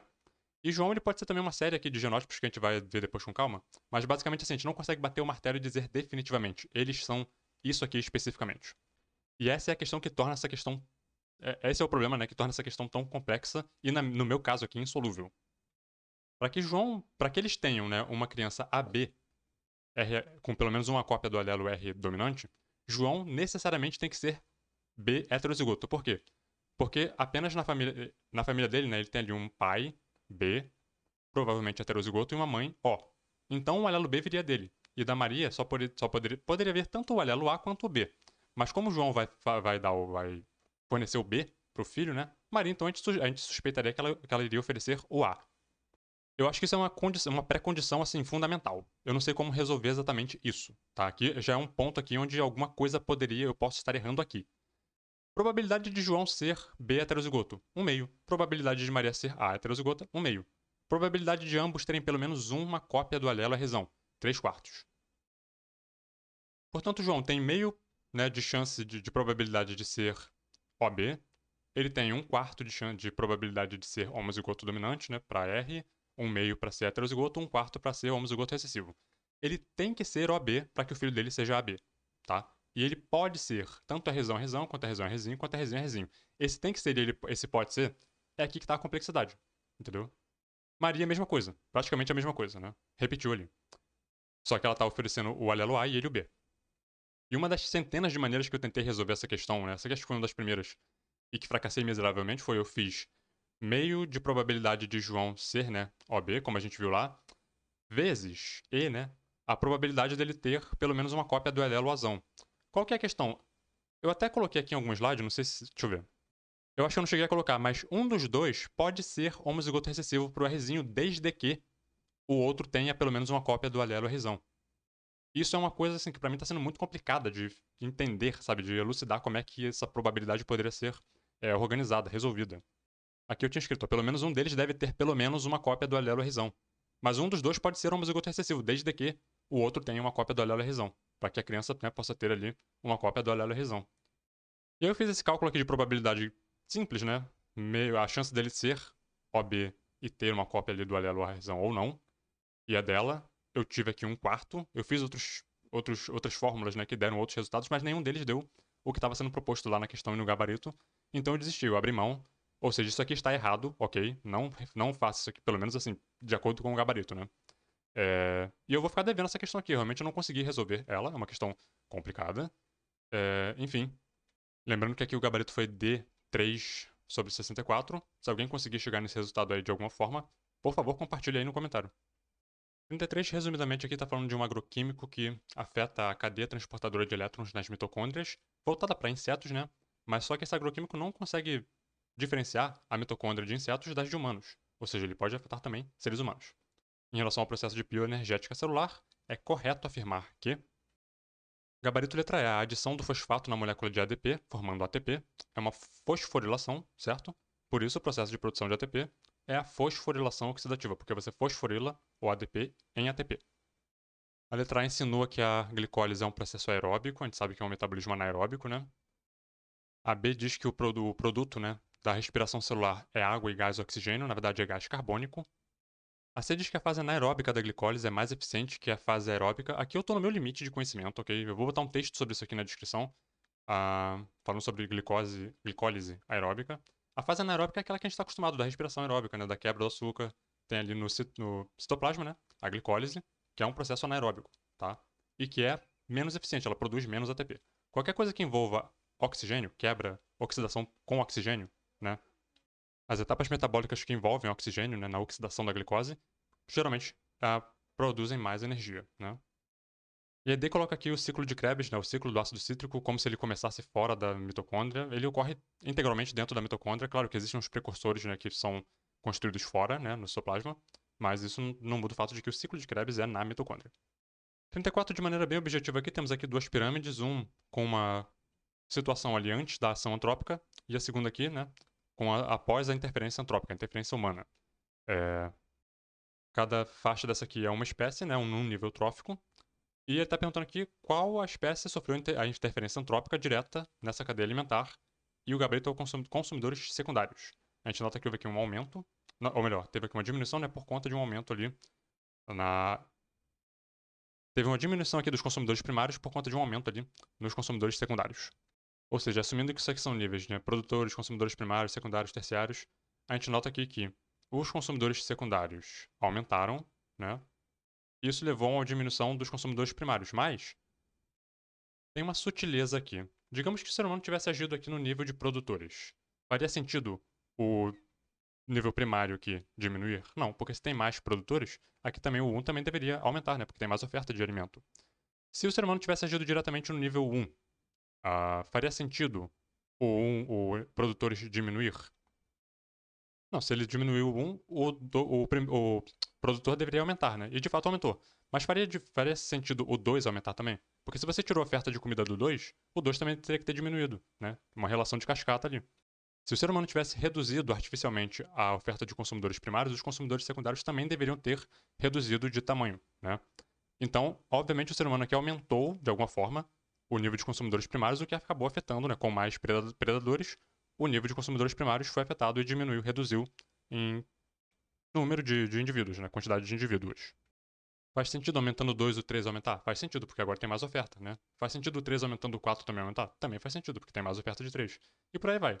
É nessa sutileza que ficou claro aqui que foi o 2 que aumentou, o que levou à diminuição de 1. E não 1 que foi reduzido artificialmente, o que teria levado o 2 a diminuir, porque ficou com menos oferta de alimento, né? Eu tô pensando aqui numa cadeia alimentar simples. A questão 35 é aquele momento que eu vou perguntar se você lembra daquela questão que eu mandei você prestar atenção lá atrás. Sim, exatamente. Eles repetiram a questão da fase 2, né? Na fase seletiva. Então fiquem de olho, porque pode ser que venha uma questão repetida por engano, né? E se você já souber o gabarito, você já marca ali e já ganha um ponto. Provavelmente eles devem ter, não sei se anularam, mas enfim. Repetiu a questão. 36 falou aqui sobre resistência, né? Bactérias resistentes a antibióticos. Trouxe aqui o cenário, né, da pandemia, onde foi feito ali por algumas pessoas, né, um uso indiscriminado e irresponsável de antibióticos. E esse cenário onde as pessoas começam a utilizar antibióticos de maneira irresponsável e não fazem o tratamento de maneira adequada, pode levar ao surgimento de cepas bacterianas resistentes aos antibióticos atualmente existentes, o que é um cenário grave e preocupante.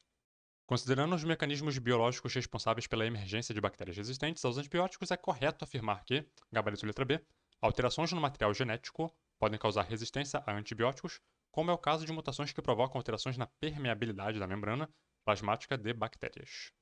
Letra A falou que bactérias transmitem informação genética de uma para outra por transdução, é por conjugação. C falou que transferência de material genético entre bactérias somente ocorre na presença de antibióticos, erradíssimo. É um mecanismo natural delas. D falou que bactérias são organismos procariotos, algumas possuem genes de resistência em seu cromossomo, resultado do uso limitado de antibióticos. Genes de resistência surgem por mutação e são mantidos na população por seleção natural. Uma explicação melhor do que isso aqui. E falou que bacteriófagos são ferramentas biológicas importantes utilizadas em áreas da biorremediação. No entanto, devido à sua ampla utilização no meio ambiente, eles passaram a carregar vários mecanismos de resistência bacteriana. Eu não sei se isso aqui está errado, esse é o problema, né? Eu reconheço que a B está correta, mas eu não sei se a letra E está correta. Eu acho que daria para escavar alguns conteúdos aqui e encontrar alguma coisa que referenciasse isso aqui como estando correto, reconhecendo, né, o ciclo lítico, lisogênico dos bacteriófagos, né, reconhecendo que eles têm o potencial de transmitir, né, genes de uma bactéria para outra em algumas situações específicas. Então, assim, eu não sei se a letra E está totalmente errada. Enfim. 37, de novo, grupos de plantas, na evolução das plantas, em relação às diferenças anatômicas e fisiológicas desses grupos, briófitas, pteridófitas, né, gimnospermas e angiospermas, assinale a alternativa correta. Briófitas formam o primeiro grupo a colonizar a Terra, não apresentam vasos condutores, de seiva, né, o que acaba limitando seu crescimento e também seu desenvolvimento a locais úmidos, ou diretamente na água. Apresentam uma fase duradoura gametófito, haploide, e dependem da água para ocorrer o encontro gamético, que são gametas que, inclusive, flagelados, né? Os enterozoides que têm um flagelo, eles se locomovem na água até encontrar a parte, né, feminina. Seus principais representantes são os musgos. Correto, a letra D está correta. A letra A trocou aqui as nervuras das angiospermas das monocotiledôneas e dicotiledôneas. As monocotiledôneas, as nervuras são paralelinérveas, e nas dicotiledôneas as nervuras são ramificadas. A letra B basicamente falou que não existem angiospermas com flores hermafroditas, o que está errado. Sim, existem flores hermafroditas em angiospermas. Existem espécies que são, né, que tem ali só plantas com flores masculinas e plantas com apenas flores femininas. Isso existe, né? Monóicas. Digo, essas que são as dioicas, né? Porque cada planta vai ter uma flor de um sexo. E tem as monóicas, que são as hermafroditas. C falou que pteridófitas têm sementes, o que está incorreto. As sementes surgem apenas a partir de angiospermas. E a E falou que gimnospermas apresentam frutos secos, o que está incorreto, frutos apenas a partir de angiospermas. 38 traz aqui um heredograma com uma disfunção metabólica, se não me engano, uma herança genética relacionada ao sexo, ou seja, relacionada ao cromossomo X. Essa disfunção metabólica, quem está aqui colorido, né, de escuro, no caso eles querem saber de quem que Paulo herdou essa disfunção, esse gene, né, para essa disfunção metabólica, sabendo que é uma herança ligada ao sexo, ligada ao X. Paulo herdou o X da mãe dele e do pai ele herdou o Y. Embora o pai dele seja afetado, mas não passou o X para ele, passou o Y. Ele pegou esse X da mãe. A mãe não expressou. Por quê? Porque ela é heterozigota, né? Ela pegou esse X afetado do pai, mas ela recebeu uma cópia do X bom da mãe, que também não expressou, tá vendo? Portanto, ela é heterozigota e passou o X ruim pro Paulo. Esse X ruim que tava nesse cara aqui que passou pra mãe do Paulo, ele pegou da mãe dele, não do pai. O pai também era afetado, mas para ele passou o Y, certo? E essa mãe desse cara pegou da Rita. Então, no final das contas, tudo começou em Rita e chegou em Paulo. Uma herança recessiva ligada ao X, repara que afeta mais homens do que mulheres, né? Tem uma mulher que é afetada, duas na verdade, né? Provavelmente não, são homozigotas recessivas. 39 doenças causadas por protozoários, analisa as que estão corretas aqui. 1. A malária é causada por protozoário Plasmodium, ok. O mosquito Anopheles é o hospedeiro intermediário do parasita, não. No caso aqui desse parasito, a reprodução sexuada ocorre no mosquito, portanto, o mosquito Anopheles é o hospedeiro definitivo do Plasmodium. E o ser humano é o hospedeiro intermediário. 2. A giardíase é causada por giardia intestinalis, ou lâmblia, e afeta principalmente o intestino delgado, provocando diarreia, dores abdominais. A transmissão pode ocorrer pela ingestão de água contaminada, né? Alimentos, né? Com cistos. Ok, isso aqui está correto. E 3. Espécies do gênero Leishmania causam as leishmanioses. A Leishmania brasiliensis causa a leishmaniose tegumentar americana, ou úlcera de Bauru. Feridas na pele, né? Difícil de cicatrizar, nas mucosas. Também está correto, então a 2 e a 3 estão corretas. 40. Na reprodução humana, fecundação compreende a entrada do pronúcleo masculino no ovócito secundário, que por sua vez conclui sua meiose 2 e vira então ali o óvulo, né? Mais um glóbulo polar, como a gente viu lá ainda agora na gametogênese. Os pronúcleos masculino e feminino carregam todas as moléculas de DNA nuclear que compõem a primeira célula diploide, lembrando que DNA mitocondrial apenas no ovócito, né? Com a ocorrência da primeira duplicação desta célula, os pronúcleos têm suas moléculas de DNA duplicadas e, em seguida, ao alinhamento dos cromossomos homólogos. Repara que, nas outras alternativas, tanto na B quanto na C quanto na D, eles vão falar de fusão dos envoltórios nucleares. Você nota que isso está presente nas três, e isso não ocorre, tá? E a letra E falou de fusão dos cromossomos maternos e paternos. Meu Deus. Capítulo 1 do Embriologia de Larsen fala gametogênese, fertilização e primeira semana. Tem aqui esse esqueminha aqui importante, super didático, né? Temos aqui a A. Tá na ordem, né? A, B, C, D. Ó, na letra A, o espermatozoide se contorce através da massa cúmulos. Enfim, ele vai dar aqui toda uma descrição detalhada do que está acontecendo, né? Mas a gente nota aqui o espermatozoide em contato com o ovócito, né? Liberando ali o material genético dele. Rola, então, migração dos pronúcleos de cada um, tanto do ovócito quanto do espermatozoide, né? E duplicação dos cromossomos e início da primeira clivagem. Ou seja, antes da primeira clivagem, duplicação dos cromossomos. Para quem quiser pausar para dar uma lida aí, repara que as membranas dos pronúcleos se rompem, né? Elas não se fundem nem nada disso. Rola ali então o alinhamento dos cromossomos maternos e paternos, eles se duplicam, certo? E aí depois tem a primeira então divisão mitótica nessa célula. 41 falou sobre o processamento dos alimentos, né, ao longo do sistema digestório, né? Então você vai comer ali carboidratos, né? Você vai comer proteínas, lipídios. Cada um deles vai ser processado num compartimento, utilizando ali, né, algum componente da maquinária daquele compartimento do sistema digestório. Eles colocam aqui que o gráfico ilustra possíveis transformações de dois compostos, ácidos nucleicos e proteínas. As curvas mais adequadas que correspondem, respectivamente, a esses dois produtos, esses dois compostos, né, seriam então. O gráfico aqui coloca a curva, né, ele está vindo, de repente, quando rola uma queda desse composto, é porque ali houve a digestão dele, né, houve a quebra dele. Então, por exemplo, essa curva S aqui, ela começa a cair apenas ali no intestino delgado, indicando que isso aqui poderia ser a curva que representa ácidos nucleicos, que vão ter ali o principal local de quebra deles no intestino delgado. A curva T, ela já começa a cair desde lá, né, da boca, passando pelo estômago e intestino delgado, indicando que isso aqui pode ser a curva de lipídios. A curva R é interessante porque ela nunca cai, tá vendo? Ela nunca é processada em lugar nenhum. Isso aqui poderia ser, por exemplo, celulose, que a gente não digere celulose, né? Então ela sai intacta da forma como entrou. A curva V, ela tem um princípio de queda aqui na boca e um segundo momento de queda no intestino delgado. Isso aqui provavelmente é a curva do amido, né? A gente tem ali a amilase salivar e depois as amilases pancreáticas lá no intestino quebrando o amido. E por fim, a curva U seria então proteína, né? Vai ter aqui uma queda acentuada no estômago, na região do estômago, e depois também no intestino delgado. No estômago, pepsina, TPH ácido, né? E no intestino delgado, tripsina, com pH alcalino. Dito tudo isso, ácido nucleico, curva S, proteína, curva U. 42, ciclo do nitrogênio, analisar alternativas aqui corretas, né? 1. Bactérias do gênero Nitrosomonas realizam oxidação da amônia produzindo nitrito, que é tóxico para plantas, e bactérias do Nitrobacter oxidam nitrito em nitrato, o qual é solúvel e pode ser assimilado pelas plantas. Isso aqui está correto. 2. As bactérias desnitrificantes absorvem nitrogênio atmosférico, gás nitrogênio, e oxidam em nitrato. Isso aqui está errado. Elas fazem o oposto, na verdade. Elas produzem gás nitrogênio e liberam de volta para a atmosfera. Então isso aqui está errado. 3. As bactérias Rhizobium vivem associadas a raízes de leguminosas, fixam nitrogênio na atmosfera, né, pegam o N2, né, atmosférico, e fixam ele, permitindo a sobrevivência de plantas em solos pobres em nitrogênio. Correto, portanto, 1 e 3 estão corretas. 43 trouxe aqui o esqueminha de uma planta, né, a morfologia de uma planta, tiraram lá do Lopes e Rosso. Vamos dar uma olhadinha na imagem original. Capítulo 6 do segundo volume do livro Bio, né, de Lopes e Rosso.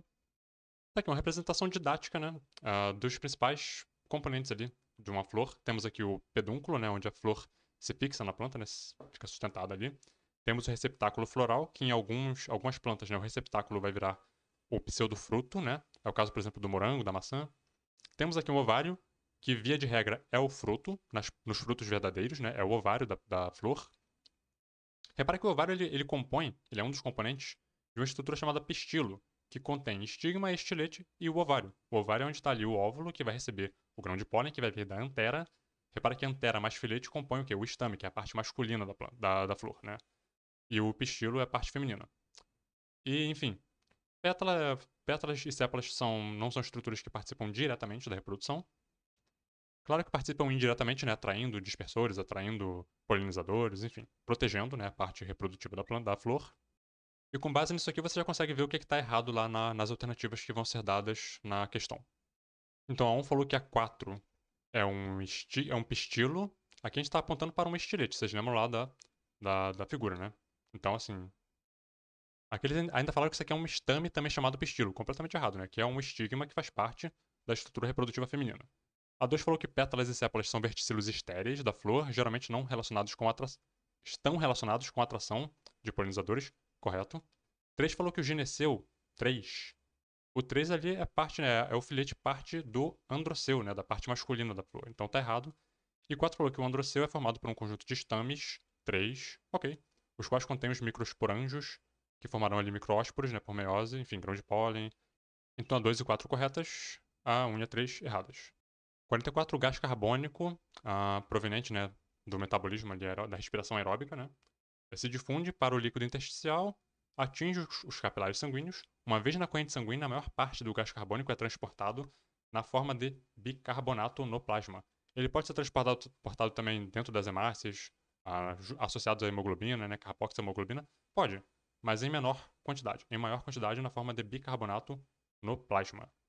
Ele também pode ocorrer em pequeníssima quantidade na forma de gás CO2 mesmo, também no plasma, mas a maior quantidade é mesmo na forma de bicarbonato, onde ele participa ali do sistema tampão bicarbonato, que é importantíssimo para a regulação do pH sanguíneo. 45 aqui, um pesquisador estava pesquisando ali o efeito de uma determinada droga na velocidade de deslocamento celular, e ele fez aqui alguns experimentos. Repara que em células não flageladas ela teve um efeito, em células flageladas não teve efeito, certo? Como ela não teve efeito aqui em células flageladas, ela não agiu sobre microtúbulos, porque aqui a gente está pensando em citoesqueleto, né? Como ela agiu aqui em células não flageladas, que produzem ali projeções, né, citoplasmáticas, eventualmente pseudópodes, a gente pensa que ela pode estar relacionada com filamentos de actina. Repara que ela provocou ali, essa droga, né, algumas deformações na superfície ali da célula, né, e não teve efeito sobre células flageladas. Apenas no corpo ali, né, isso aqui é um espermatozoide, né, ela não afetou o flagelo, afetou a membrana, né, a parte ali que tem a membrana. Então, provavelmente aqui relacionado com filamentos de actina. Então, aqui letra B, filamentos de actina apenas. Para mais detalhes, capítulo 16 do Albert, capítulo sobre citoesqueleto. Ele apresenta aqui a função, né, dos componentes do citoesqueleto, aqui os filamentos de actina mais associados ali com as extremidades, né, da célula, os microtúbulos, formando ali, claro, diversos componentes do citoesqueleto que são fundamentais, mas também relacionado ali com a questão da formação, né, dos pseudópodes, digo, do flagelo, quis dizer flagelo, tá? Pseudópodes é mais ali com os filamentos de actina, é um pouco mais complexo. E os filamentos intermediários, né, com outra função. Saber mais especificamente a função de cada um deles, pega esse capítulo aqui, lê sobre isso. Olha ali como é que os filamentos de actina, né, geralmente ali nas margens, né, como é que eles atuam ali nessas projeções celulares. E só para mencionar também, né, a participação ali dos filamentos de actina na contração muscular, como a gente está acostumado a acordar, né, a estudar. Tem ali a miosina e a actina, os dois ali em conjunto fazendo ali a contração muscular. Então aqui, apesar dos filamentos de actina estarem dispersos nas células, eles encontram-se predominantemente concentrados no córtex subjacente às membranas plasmáticas, por isso que algum problema, né, alguma deformação neles, leva a deformações na membrana plasmática.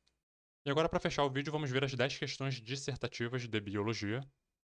Vou tentar ser bem objetivo para também, né, não ficar uma coisa muito... Já passou bastante do tempo que eu gostaria para o vídeo, mas também não vou querer ficar uma coisa muito corrida não. Vou ser bem objetivo, tratando as questões com o respeito que elas merecem. Na primeira questão dissertativa, você tinha que relacionar essa figura aqui, esse esquema, com esse gráfico, né? Então aqui na figura você vai ter, no 1 aqui, bom, na 3 você tem aqui os canais de sódio e potássio fechados, na 1 você tem ali a abertura dos canais de sódio com consequente entrada de sódio pela membrana, né? E aqui na 2 você tem a abertura do canal de potássio com consequente saída de potássio. E aqui você tem o potencial de ação, né? A despolarização, a repolarização, a hiperpolarização, o potencial de repouso. E você teria que relacionar o que está acontecendo aqui com o que está acontecendo aqui. Esse esquema aqui foi tirado do Amabise Marto, Biologia das Células. Vamos dar uma olhada lá no original. Que é esse livro aqui. Você encontra ele para download aí nos LibGens da vida. E aí você vai ter o capítulo 16, tecido nervoso. Então aqui você tem a membrana em potencial de repouso, né, os canais de sódio fechado de potássio também. Aí você tem a despolarização, onde o que acontece? A abertura dos canais de sódio, entrada de sódio na célula. Isso inverte ali, né, a questão da polarização da membrana, da polaridade da membrana, o evento de despolarização, que é aquele pico que tem ali lá no gráfico.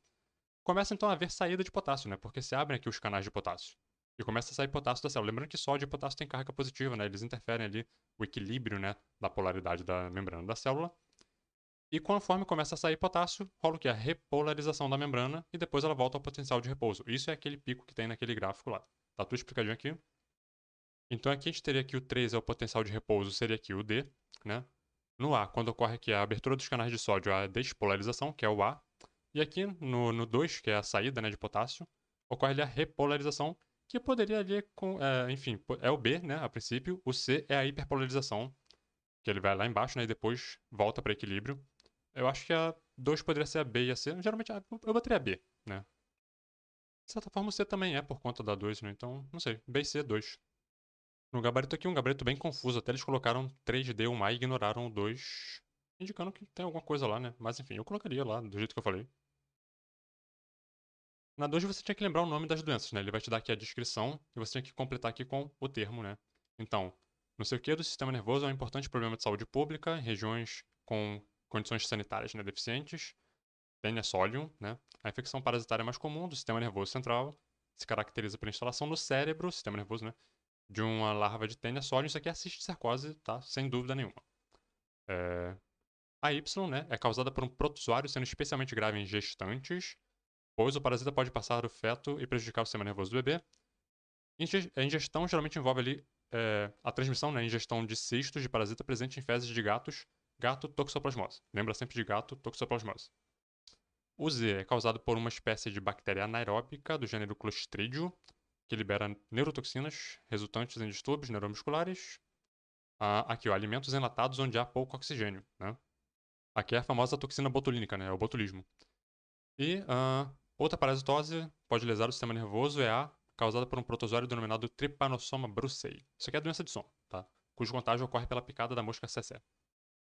Então a ideia deles de questão dissertativa é você relacionar uma imagem com outra, você completar, né, frases aqui com termos, lembrar de termos. Ok, né? Teve um textinho aqui da 3 a 5 falando sobre dogma central da biologia. Então a gente tem aqui o esquema, né, do dogma central da biologia, DNA virando RNA, sendo transcrito em RNA, né, que vai ser traduzido em proteína. Mas esse RNA, tanto o DNA quanto o RNA podem ser duplicados, né? Podem virar novos DNAs e novos RNAs. E o RNA pode virar de novo DNA. Isso aqui foi uma descoberta que foi feita posteriormente, né? E que meio que, né, deu uma balançada ali. O RNA pode virar DNA de novo por transcriptase reversa. Digo, por transcrição reversa realizada pela enzima transcriptase reversa. Então, identifique a subfase da interfase em que ocorre o processo 1. O processo 1, a duplicação, né? Replicação do DNA, é a fase S da interfase. E a enzima que catalisa o processo 3, que é esse aqui, é a transcriptase reversa. Então a pessoa teria que lembrar desses termos, tá vendo? Lembrar de termos. Então tá aqui, ó. O dogma central da biologia, né? Replicação do DNA, replicação do RNA, transcrição do DNA, transcrição reversa, né? E tradução de proteínas. 4. Pesquisadores cultivaram um calo vegetal em meio contendo uracila marcada radioativamente. Uracila a gente já pensa aqui em RNA, hein? Após alguns dias, as células do calo foram analisadas, etc. E para a identificação de estruturas celulares que continham polímeros com a uracila radioativa. Aqui a gente está pensando em RNA, tá bom? Utilize o código 1 a 8 para identificar as estruturas celulares em que foram encontradas os polímeros marcados com essa uracila radioativa. Todo mundo aqui que tem em algum momento ali transcrição de RNA mensageiro, né? E tradução de de RNA mensageiro em proteína em algum momento. Então a galera aqui que tem ribossomo, por exemplo, mitocôndria faz síntese proteica. O nucleolo tem RNA ribossomal, né? Farto. cloroplasto faz síntese proteica e o retículo endoplasmático rugoso tem também ribossomos ali associados, é isso que dá a ele o aspecto rugoso. Portanto, ali também rola síntese proteica. Então, você espera que haja ali, né, uracilas radioativas circulando por ali. Outros componentes da célula, outros compartimentos da célula não necessariamente vão ter, né, porque não rola ali ácidos nucleicos, né. Numa célula eucariótica, os ácidos nucleicos vão estar no núcleo, eventualmente o DNA vai ser transcrito num RNA mensageiro, que vai para o citoplasma, e lá ele vai ser lido por um ribossomo. O ribossomo ele é formado por quê? RNA ribossomal, que veio lá do nucleolo, lá de dentro do núcleo também. Só está no citoplasma enquanto está tendo ali a função de tradução de proteína. Tem os RNAs, RNA transportador, né? Enfim. Assim que é o seguinte, eles te deram aqui o código genético, né? Os códons que codificam para determinado aminoácido, e te deram aqui uma sequência, um RNA, com a sequência ali de nucleotídeos para você fazer essa leitura e comparar ali com o código genético. A leitura tem que começar aqui nesse caso da esquerda para a direita. Presta atenção porque se a questão colocar uma seta virando no sentido contrário, a pessoa tem que começar a ler da direita para a esquerda, né? Como aqui não tinha seta, você começa a ler normalmente da esquerda para a direita. E você vai começar a ler a partir de uma metionina. Você vai procurar aqui um AGU, um AUG, digo, e a partir desse AUG aqui, ó, um AUG, você começa a fazer a leitura de 3 em 3. Eu fiz um slide aqui conveniente, para não ficar que nem maluco lá arrastando o mouse em coisinha. Ó, começou a ler aqui na metionina, né? Próximo códon, arginina. Próximo códon, serina. Você faz isso comparando lá com o código genético, né? O códon com o aminoácido que ele vai codificar. Depois vem uma serina, depois outra serina. Aqui embaixo, começou aqui do A o asparagina. CGG. Eu espero que não tenha errado nenhum aminoácido, porque seria vergonhoso, mas confiram aí. Por fim, aqui tem uma prolina, e aí você chega aqui nesse códon UAG, que é um códon que, se você olhar lá no código genético, é um códon de parada. Aqui para a leitura. Então, ele não codifica aminoácido nenhum, e para além disso, a partir dele também não tem mais leitura. Então tem o códon de iniciação, que é a metionina, e tem o códon de parada, que nesse caso aqui foi esse UAG, tem outros também. Presta atenção lá no código genético. Para 6 e 7 tem aqui um trecho aqui do Thais Zeiger, meu livro favorito de fisiologia vegetal. Na 5, identifique o hormônio vegetal para cada descrição a seguir. Então, promove o amadurecimento de muitos tipos de fruto. Amadurecimento de fruto já vai direto em etileno, né?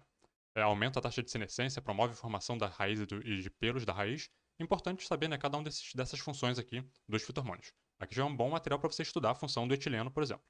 No próximo aqui a gente vai ter promove a formação de raízes laterais e adventícias, regula o desenvolvimento de frutos, atua no fototropismo e no gravitopismo. Lembra lá daquela questão que a gente fez lá no começo, né, do fototropismo positivo, né? A auxina fotofóbica que eu falei, né? Então aqui é uma auxina. 3. Vamos ver aqui. Regula a divisão celular em caules e raízes, estimula a germinação de sementes, retarda a senescência foliar. Citocininas. 4. Estimula o alongamento do caule, desenvolvimento do pólen, crescimento do tubo polínico, crescimento do fruto, desenvolvimento e germinação de sementes, regula a determinação do sexo, giberelinas. Se quiser estudar esse assunto com a terceira edição do Thais Zeiger, como foi citado lá na prova, vem aqui na parte 3, crescimento e desenvolvimento. Vão ter aqui capítulos exclusivos, né, sobre os fitohormônios. Tem aqui fitocromo, né, vai ter aqui capítulo sobre a auxina, né, ácido indolacético, vai ter capítulo sobre giberelinas, citocininas, enfim, aqui você consegue ter um panorama robusto disso. Aqui o etileno, né, não menos importante o ácido abscíssico. Na sexta edição, que é um que eu tenho usado mais ultimamente, estou tentando me familiarizar mais com ele, aqui no capítulo 15, sinais e transdução de sinal, aqui nesse capítulo vai falar sobre todos os hormônios. Eu recomendo utilizar lá a terceira edição mesmo, porque tem os capítulos já bem organizadinhos, né? Mas esse aqui também tá bem bonito, tá bem legal. E na 7, saindo dos hormônios e indo para tecidos, né? Tecido 1, formado por células vivas, cuja função geral é preenchimento de espaços internos na planta, os parênquimas, né? Tem os parênquimas normais, tem aqueles casos especiais, né? Aerífero, amilífero, aquífero. 2. Tecido formado por células com grande capacidade de divisão, isso aqui é meristema, tá? E que descendem diretamente de células embrionárias, meristema primário. 3. Tecido de sustentação constituído por células vivas, colênquima. Já bota direto colênquima. E 4. Aqui já dá a entender que vai ser esclênquima, quer ver? Constituído por células mortas, paredes impregnadas de lignina, sua função é sustentação esquelética. Aqui cuidado porque poderia ser xilema, né? Mas aí, como ele colocou aqui questão de sustentação, é o esclerênquima. Se fosse condução, aí seria o xilema. Para 8, a gente tem aqui uma figura com a estrutura do néfron, né? Então, sistema excretor, rim. Aí aqui a pessoa teria que saber o nome das partes, né? Que constituem, né, essas vias aqui do néfron. Então tem aqui a cápsula de Bowman, né? Tem o ramo, digamos, Deu branco aqui.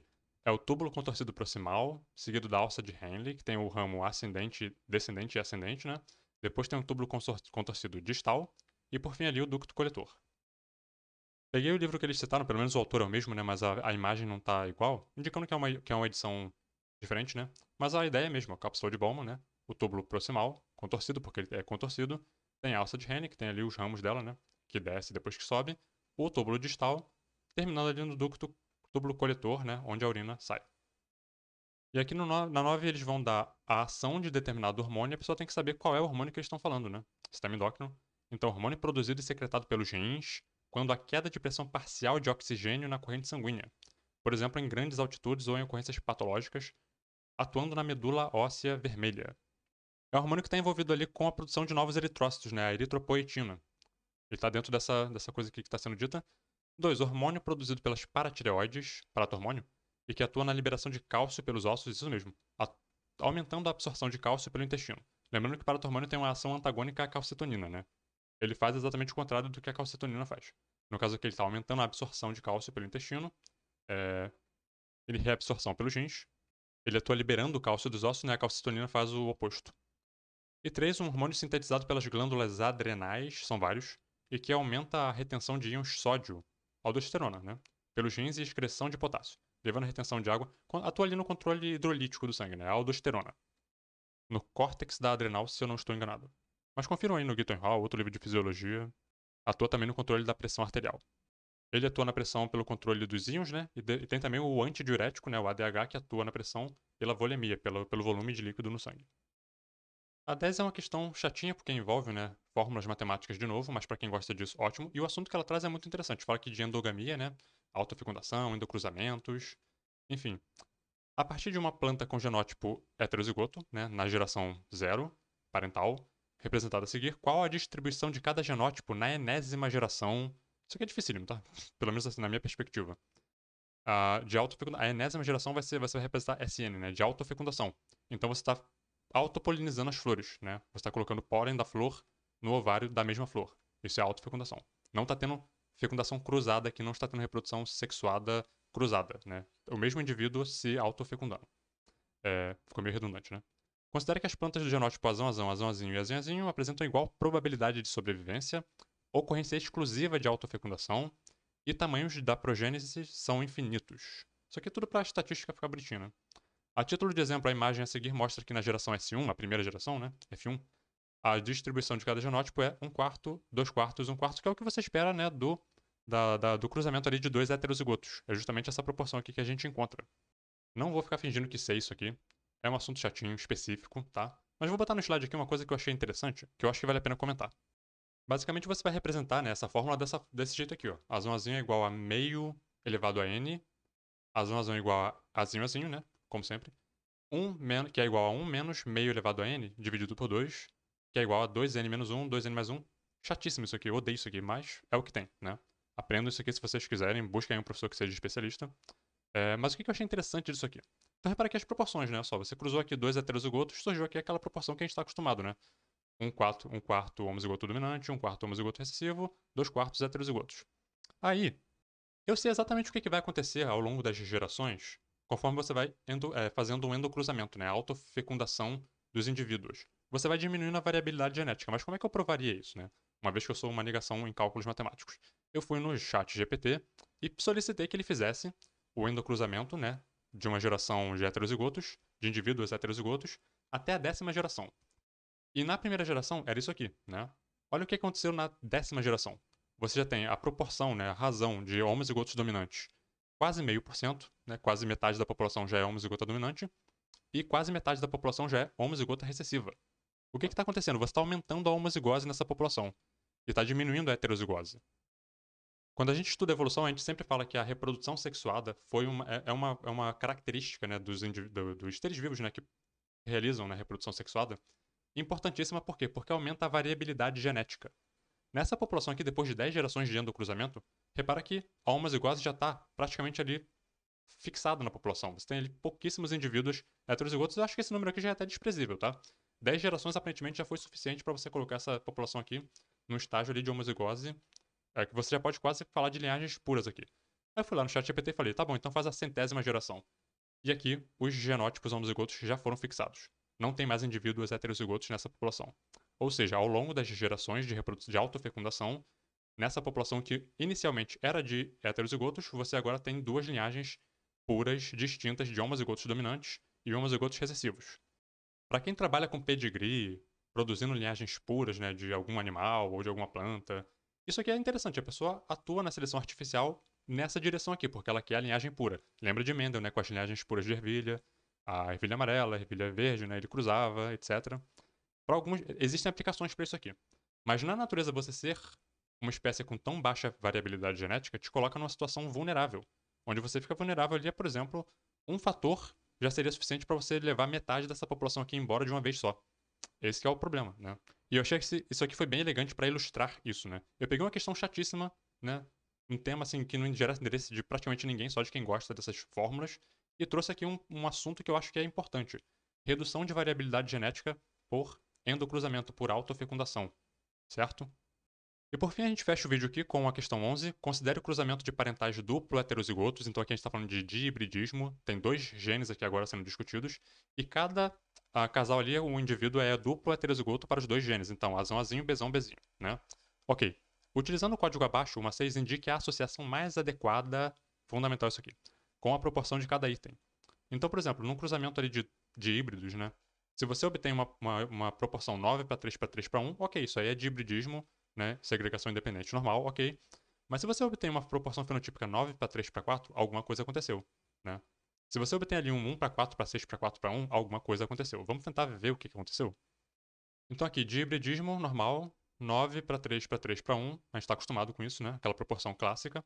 Mas digamos que fosse 9 para 3 para 4. O que pode ter acontecido aqui? Isso aqui pode ser um caso de epistasia recessiva, né?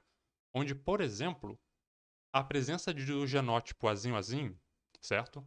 Impediu a expressão, a manifestação de qualquer que fosse a característica que Bzão a, expressasse ali naquela espécie, né? Então não importa se você tem um alelo Bzão, desde que você tenha o genótipo azinho-azinho, a epistasia vai ser um genótipo epistático, né? Que vai anular a expressão da característica de Bzão. E aí você fica com essa característica aqui, 9 para 3 para 4. Aparentemente um caso de epistasia recessiva. E em alguns casos, a proporção fenotípica, ok? Pode gerar ali uma bagunça assim, 1 para 4, para 6, para 4, para 1. Isso aqui, vocês podem estar fazendo já associação ou não. Pensem naquela pirâmide. Isso aqui é a herança poligênica quantitativa, né? Aqui a gente está pensando aqui em quanto mais alelos dominantes você tem, mais forte vai ser a expressão daquela característica. Quanto menos alelos dominantes você tem, mais fraca vai ser aquela característica. Geralmente a gente usa o exemplo da cor da pele, né? A pele branca é homozigoto recessivo, a pele negra, máximo, né? É homozigoto dominante, e tem ali os fenótipos intermediários, as peles mais claras. Enfim, é a herança quantitativa. Então, 1, epistasia recessiva, que era a 2, né? E a 3 aqui, proporção fenotípica 1, 4, 6, 4, 1, é a famosa quantitativa, que é a 3. Então, 3, 3. E essa 2 aqui, proporção fenotípica 9 para 3 para 3 para 1, para uma única característica. Eu pensei que isso aqui poderia ser a segregação independente, né? Normal. Mas eles colocaram no gabarito que era interação gênica. E a questão aqui é que aqui eles estão colocando para uma única característica, né? E quando a gente pensa lá no dihibridismo para ervilhas, né? Lembra que tem a ervilha amarela, a ervilha verde, a ervilha rugosa e a ervilha lisa, né? E tem a amarela rugosa, a amarela lisa, a verde rugosa, a verde lisa. Aqui ele está falando para uma única característica. Então essa proporção aqui ela seria um sinal de que houve ali uma interação gênica complexa num cenário que eu praticamente não consigo sequer explicar ou dar um exemplo prático sobre isso. Mas alguém pode perguntar, mas a epistasia já não é também uma forma de interação gênica? Sim. Então aqui seria legal colocar interação gênica não epistática, né? Porque tem duas formas de epistasia aqui, e de repente vem uma interação gênica aqui. Enfim, terminamos por aqui o vídeo. O próximo vídeo, então, daqui da playlist vai ser... Eu vou cobrir as provas da Olimpíada Internacional do ano de 2023, né? A Júnior. Vou fazer um panorama bem genérico, assim. Esse aqui eu até me aprofundei demais, eu nem queria me aprofundar tanto, mas o próximo eu vou ser bem mais objetivo mesmo. Que é só para mostrar o panorama de como é a prova para quem se interessa por participar dessa Olimpíada Brasileira de Ciências, né? Visando participar da Olimpíada Científica Internacional Júnior, tá? Vai ser então um vídeo que vai vir provavelmente na próxima semana. Não criem muita expectativa, porque o tempo tá muito complicado. Mas eu vou tentar gravar esse vídeo então, que vai ser o próximo vídeo dessa playlist. E essa playlist talvez seja. Eu não faça ela com todas as edições dessa Olimpíada, porque dá muito trabalho. É uma coisa muito complicada. Não tenho tido tempo para isso. Mas aos pouquinhos, se eu sentir que existe uma demanda, né, por esse conteúdo aqui, pode ser que eu me estimule a gravar mais vídeos. Eu não costumo orientar meu conteúdo com base em views, né? Mas o view, muitas das vezes, ele demonstra que existe uma demanda por aquele assunto, e isso pode me estimular a gravar mais sobre isso se eu sentir que existe muita gente interessada nisso, né? Eu gosto de contribuir. Então, no próximo vídeo, então, a gente fala sobre a Olimpíada Internacional, e por enquanto essa playlist vai ser isso. Vai ser esse vídeo aqui e o próximo, e talvez eu atualize ela conforme as edições forem sendo apresentadas a todo ano. Vou terminar o vídeo por aqui, e até o próximo.